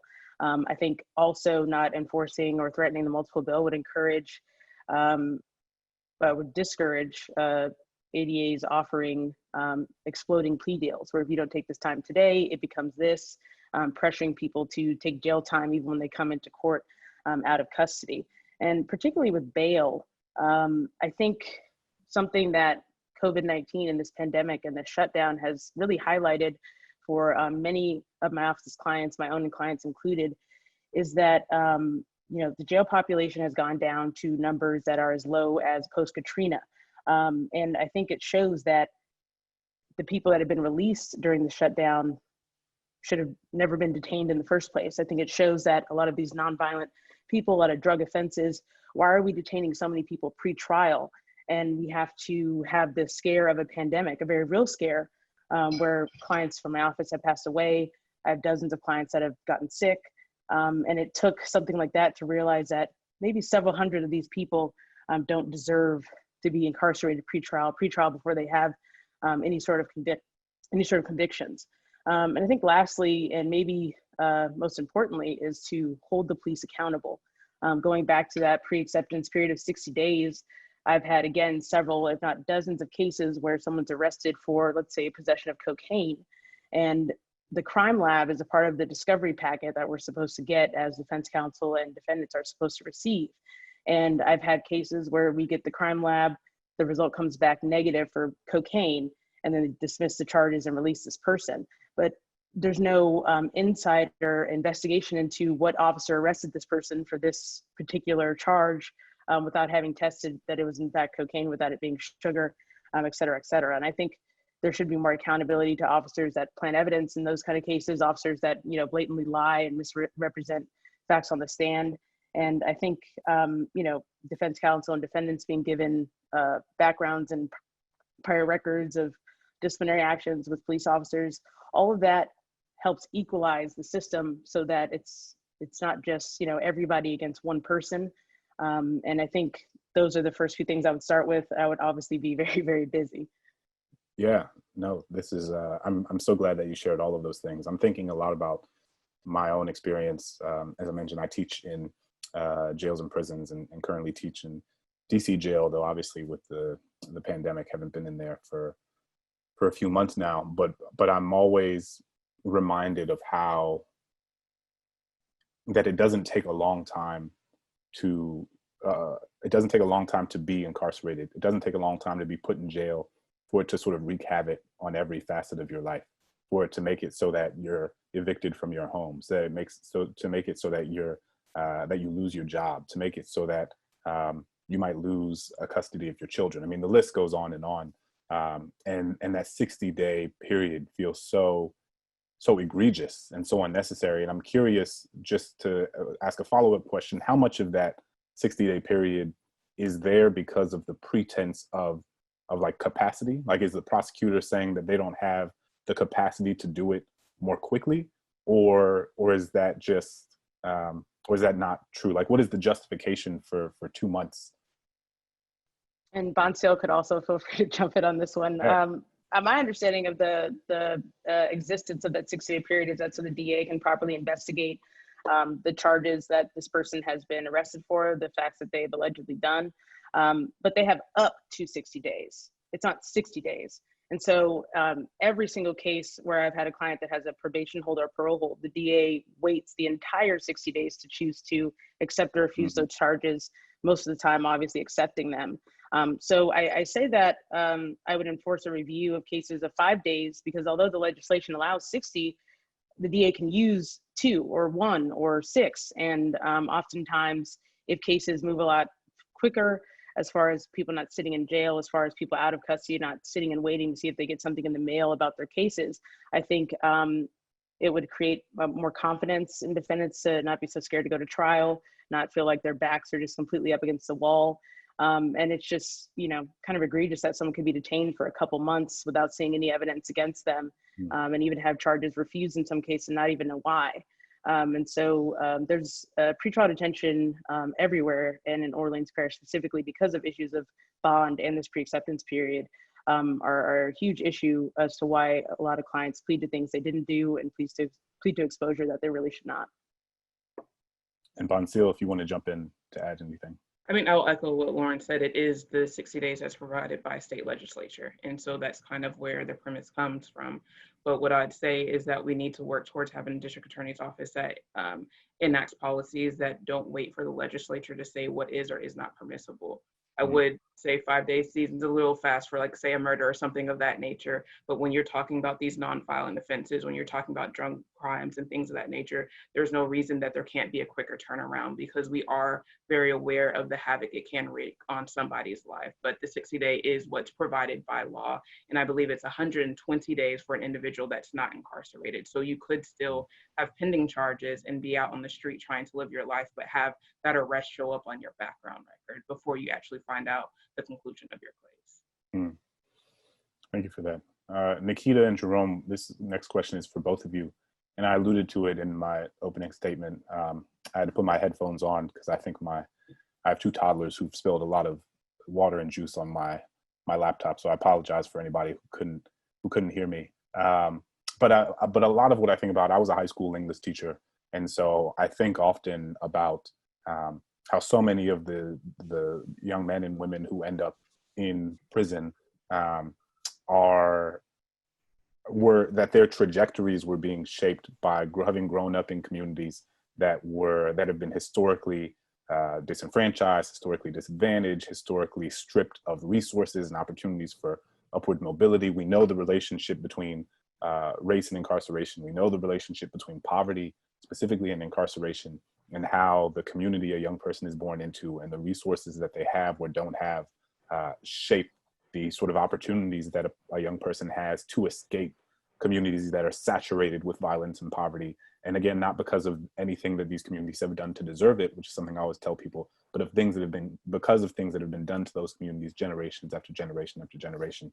And I'm curious for each of you, what the intervention into that looks like. Like what could we be doing more effectively for our young people so that they don't become entangled in these systems of violence, so that they don't become entangled or caught on a trajectory that's going to lead them to be involved in the criminal legal system? And what are the things that you have seen to be most effective in each of your respective spaces that is one of the most helpful means of preventing folks from getting caught up in the system in the first place?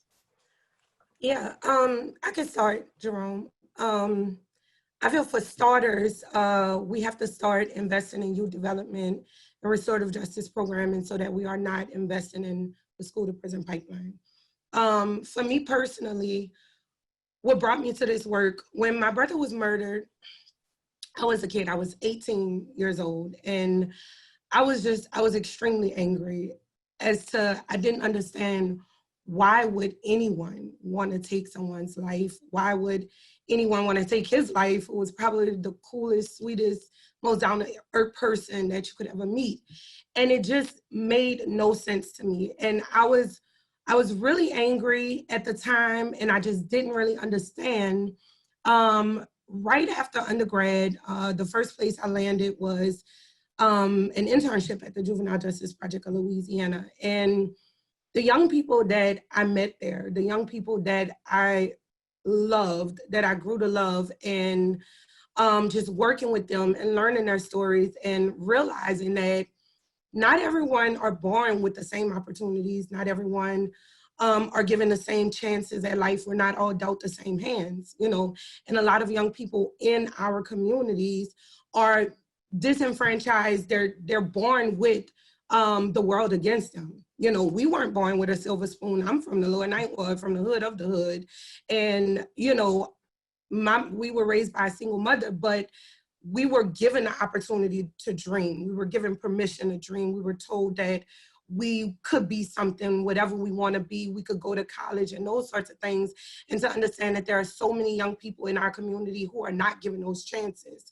And so with that, helping to co-found Silences Violence, and once graduating, starting the De Niro Shavers Educational Fund, and directly creating programs that impact the lives of young people in New Orleans, giving them an opportunity, giving them a chance, even through the work I do through the Youth Empowerment Project, working with the young people in Central City, the young people that have already been counted out and the world has already counted against. You know, these young people, I get to impact their lives every single day.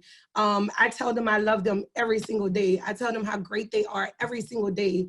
They know that if no one else cares about them in this world, Miss Nikita care about them. They know that if they can't call anyone else for anything, that they could call me, and they do at all hours of the night, any day. They don't care.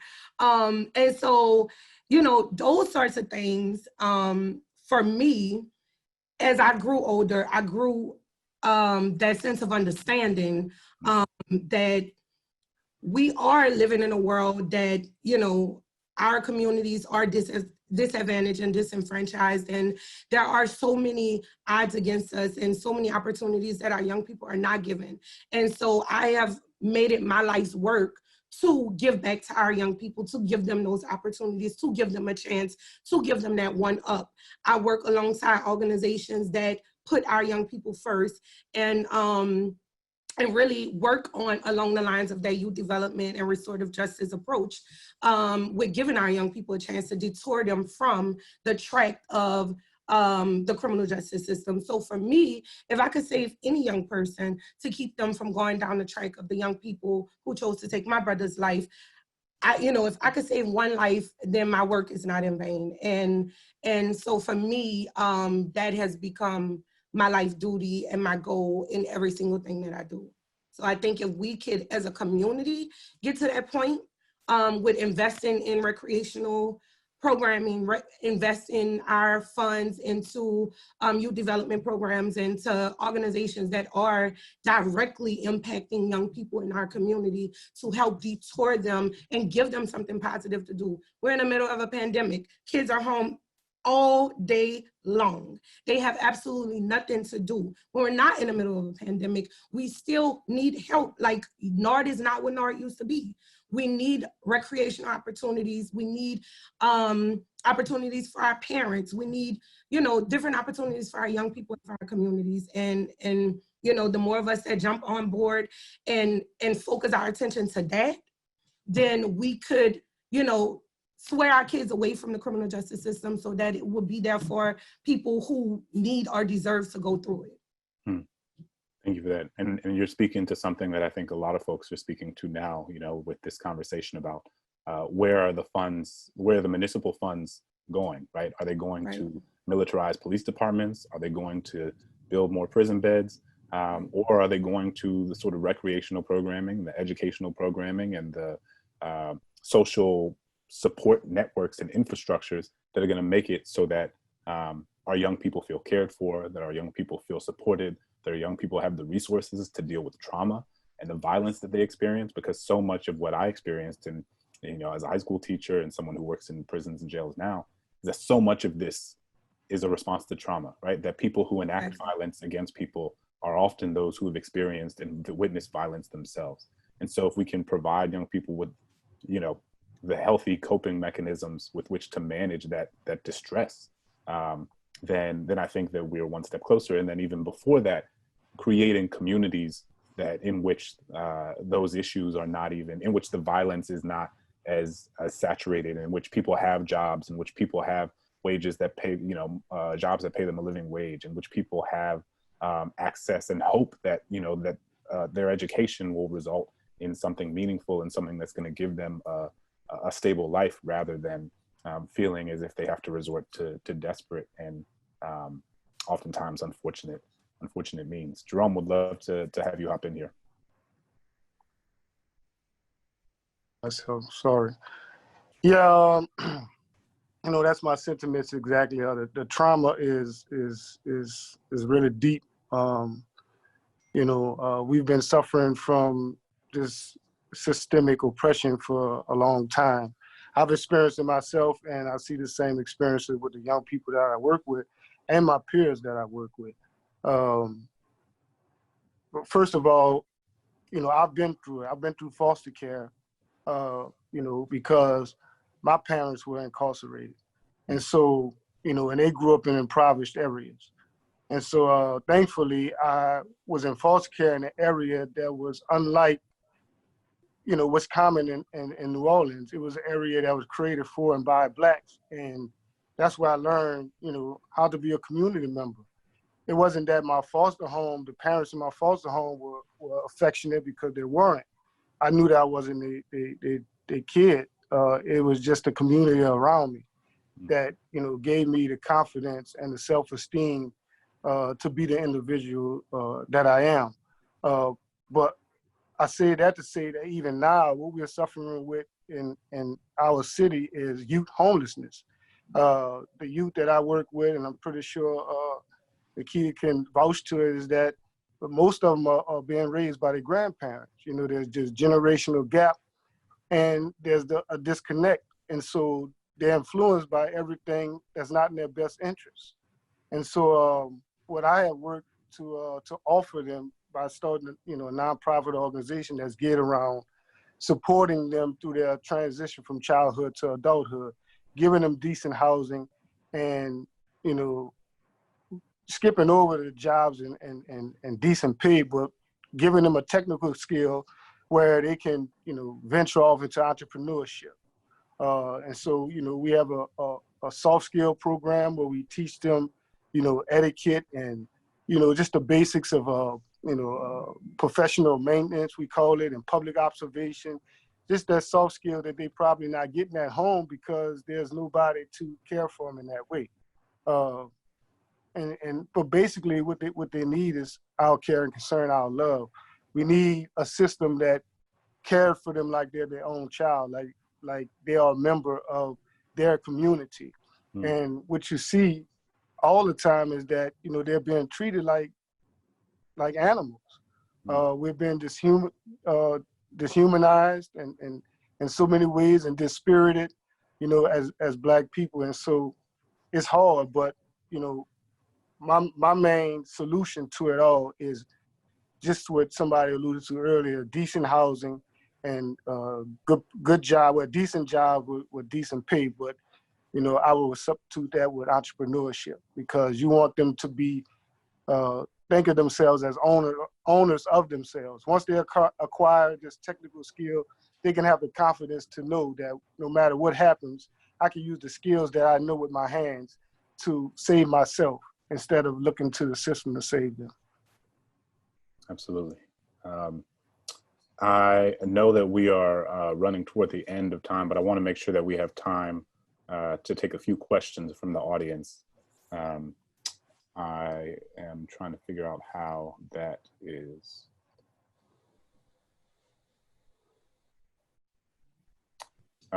So I'm not sure how to let people in. Is there someone else who allows people to answer? Otherwise, I can read some of the questions that people have asked.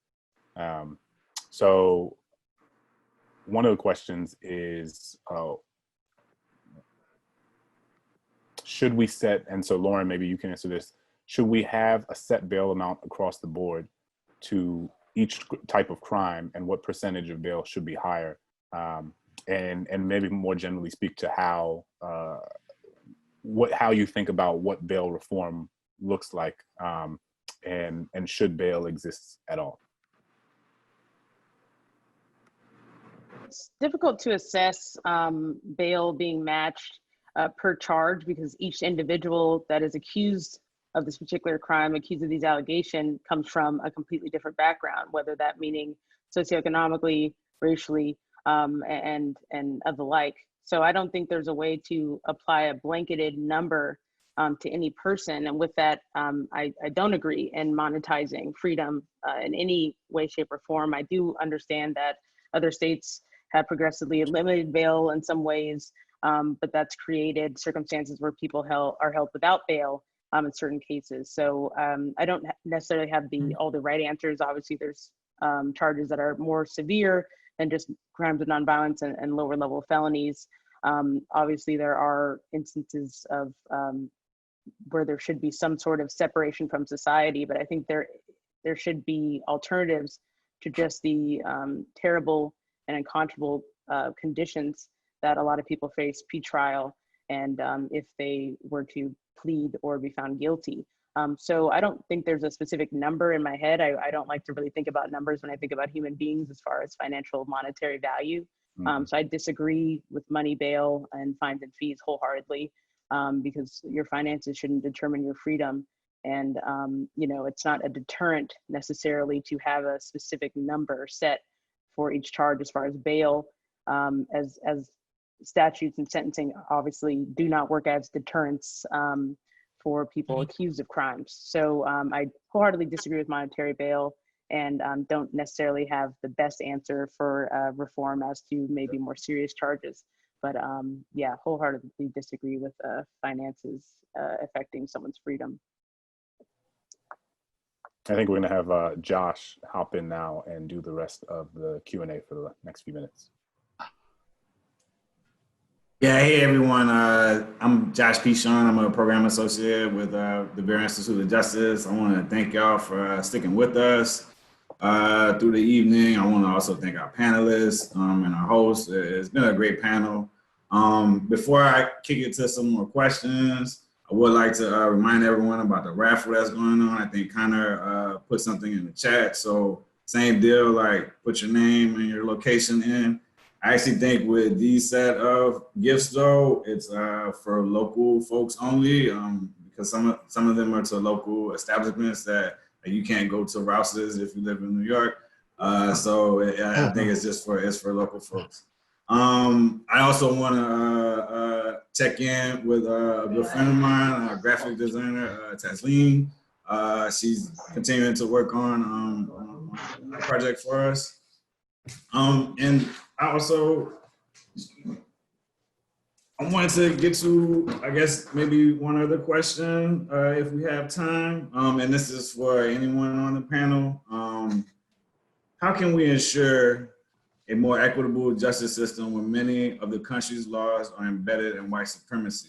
Can we afford to reform a system rooted in white supremacy, or do we need to move towards abolition to ensure the safety and prosperity of Black, Indigenous, and people of color. That's to anyone. Move towards abolition. I think that's what we should do. Anybody else want to elaborate a little more? 'Cause I know, I guess it's hard to work in a system that you know has beginnings that, like the question said, are white supremacists. But to Bonsil's, what she was talking to earlier in the panel, you know, sometimes you need Black folks in positions like right now to care for people that are going through the system right now. So maybe Bonsil, could you talk more to that? Like, how can you work in the system and try to be anti-racist when the system is rooted in racism?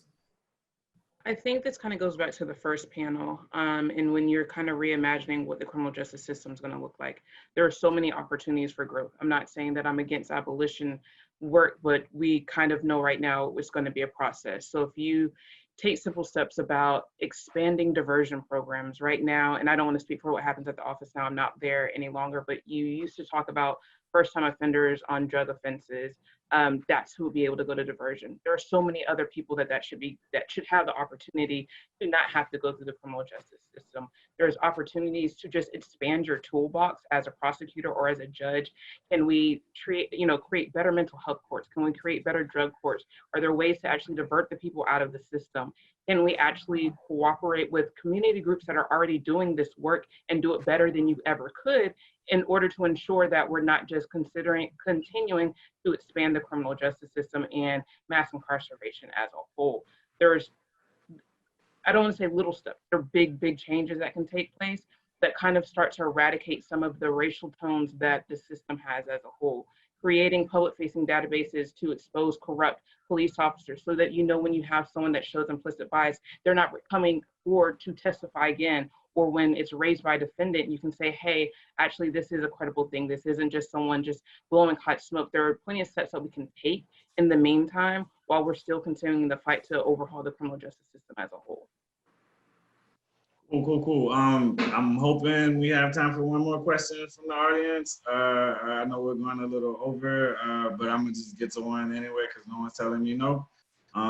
Okay, so, and I haven't heard this brought up yet tonight. So what can we do to address the criminalization of immigrants and non-citizens, and how much power does the district attorney have to affect change in that area? And that can go to anyone. I know, Lauren, you're working every day, as a line attorney at OPD. Maybe you can speak to that. Immigration is obviously a big umbrella with lots of different factors to be considered. It's interesting that with New Orleans being a sanctuary city, that I have on multiple occasions seen ICE agents take away clients on the front court steps when they're leaving court. Oftentimes, once people become system involved, ICE is alerted, whether by the district attorney's office or staff at the jail, that this person exists and may not have the necessary paperwork to be able to stay in their homes. And so that is definitely an issue. And I think what the district attorney could be doing is not exploiting someone's immigration status to secure a plea or to secure some sort of conviction, and protecting that status. Obviously, ICE is a federal organization.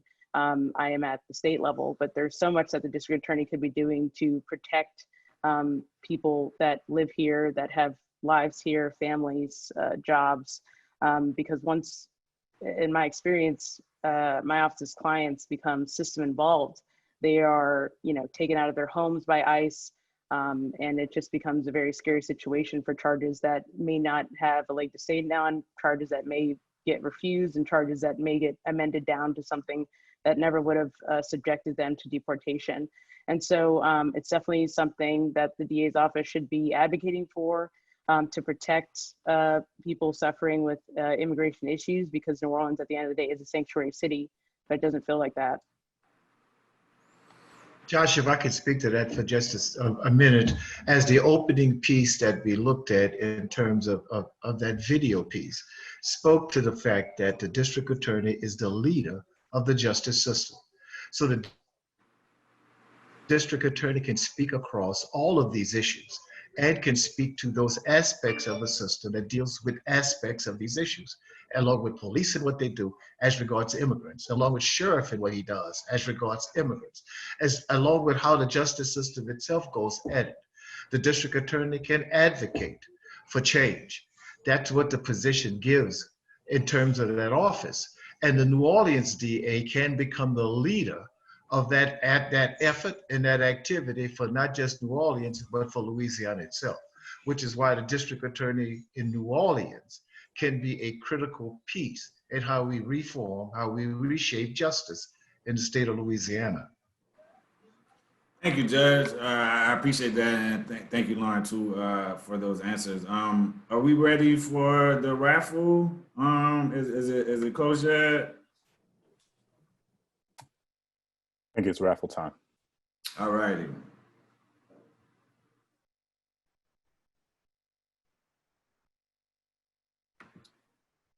They should be coming in soon.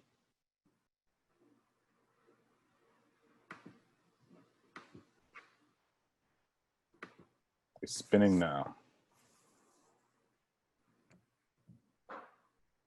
Got the virtual spin going on.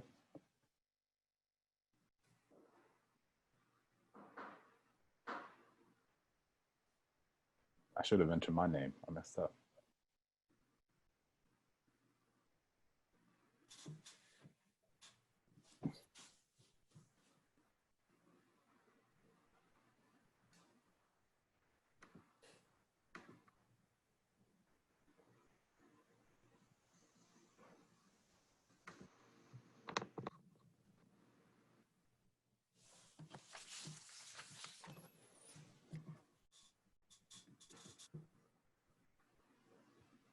Any word on our raffle? All right, I think we're gonna hold off on the raffle, or we're waiting for them. But right now, we just want to everybody give a virtual round of applause to our panelists. Thank them so much for participating. And clap, snap, do the hand wave. You know, 45 minutes or so is not enough to dig into all of the sort of nuances of what is a deeply important issue, an underappreciated issue for how important it is in shaping the sort of larger landscape of the criminal legal system. But I'm very grateful. I think about this stuff all the time, and I learned a lot in this past hour from each of you. And I am grateful personally to each of you for being such strong advocates for the community and people who are reimagining what this system of justice might look like in my hometown. And though I'm not in New Orleans anymore, as I said, New Orleans is always on my heart. It's always on my mind. It's where my family is. And so that you all are using your platforms and using your jobs and using your voices to build a better, more just world and more just New Orleans is deeply meaningful to me, and I know deeply meaningful to everyone who was tuned in. So we very much appreciate you, and thank you all of the attendees for coming. Thank you, Vera, for putting this event on. And please stay informed, subscribe to the newsletter, make sure you follow along with what Vera is doing in the city and nationally. And I think we will announce the raffle now or after. I'm just looking in the group chat for confirmation. Or Sarah's here. Sarah will take it. Hi, yes, sorry about that. I think we're just, we had so many people join our raffle. And so I think it took us a minute. So I think that Connor put the winners in the raffle, in the chat. I'm gonna turn it over now to Will to do a thank you and a closing for us. And then we'll also have a wonderful, if you're able to stay a little bit longer, we'll have a time-lapse video of all of the beautiful drawing that's been happening by Tasleen. Thanks, folks. Thank you to the panelists. So I've been practicing this for a while, and I must say, I've got the power. How I feel. This event was amazing, and I must start off with gratitude. I want to thank you for joining us during this time where it sometimes feels difficult to connect, difficult to engage, difficult to have a conversation about an issue that is so important to us, and that is who will exercise the power of district attorney in our community and what are the policies that make up that platform. I also have to thank our sponsors for helping making this possible. Shout out to Transcendent Legal Group, Cajun Fire Brewery, Show Fresh Sustainable Food, Everyday Grooming, and Big Freedom. Vera is hosting this event because we believe that the prosecutorial elections and public accountability are incredibly important for creating justice, and we're glad that our panelists agree. We're a nonprofit. Vera is a 501c3, and we do not endorse or oppose any particular candidate or party. Our goal this evening is to educate and encourage participation. In the spirit of encouraging participation, we want to make sure you are aware of some important election information. Qualifying date for the district attorney race is on July 22nd through July 24th. Early voting starts October 20th, and the big election day is November 3rd. We also want you all to stay in touch. Our email, we'll throw it in the chat, is nolaoffice@vera.org. We had more than 500 people register for this event, and we received hundreds of questions, and we apologize that we weren't able to get to all of them this evening, but we look forward to continuing this dialogue, not just up to November 3rd, but continuing, and in the words of Nikita, having permission to dream, to make sure that our vision for the reality of what we can have in New Orleans and our criminal legal system continues beyond Election Day. We've heard this theme that we are at a tipping point, not only in the country, but also in the city of New Orleans. We can either fall forward and lean into a reimagined criminal legal system with equity as its foundation, or we can fall back to the all too familiar pillars of white supremacy that have upheld the inequities and mistreatment of Black people, of Indigenous people, of poor people, people of color, not only in the country, not only in the state, but in this city as well. The city that many of us take pride in calling home in New Orleans. Today, there are actually 786 people in our jail, a number that was unimaginable before 2005. Despite that lower number, we still incarcerate people at a higher rate, much more higher than many other cities around this country. And we cannot be satisfied until we address the racial disparities of our criminal legal system, and the DA's office plays a role in that mission. Vera's mission is to drive change, to urgently build and improve justice systems that ensure fairness, promote safety, and strengthen communities. I'll leave you with this. In the words of Alice Walker, the most common way people give up their power is by thinking they don't have any. Let me tell you, you've got the power, I've got the power, we've got the power, so let's use it. Thank you.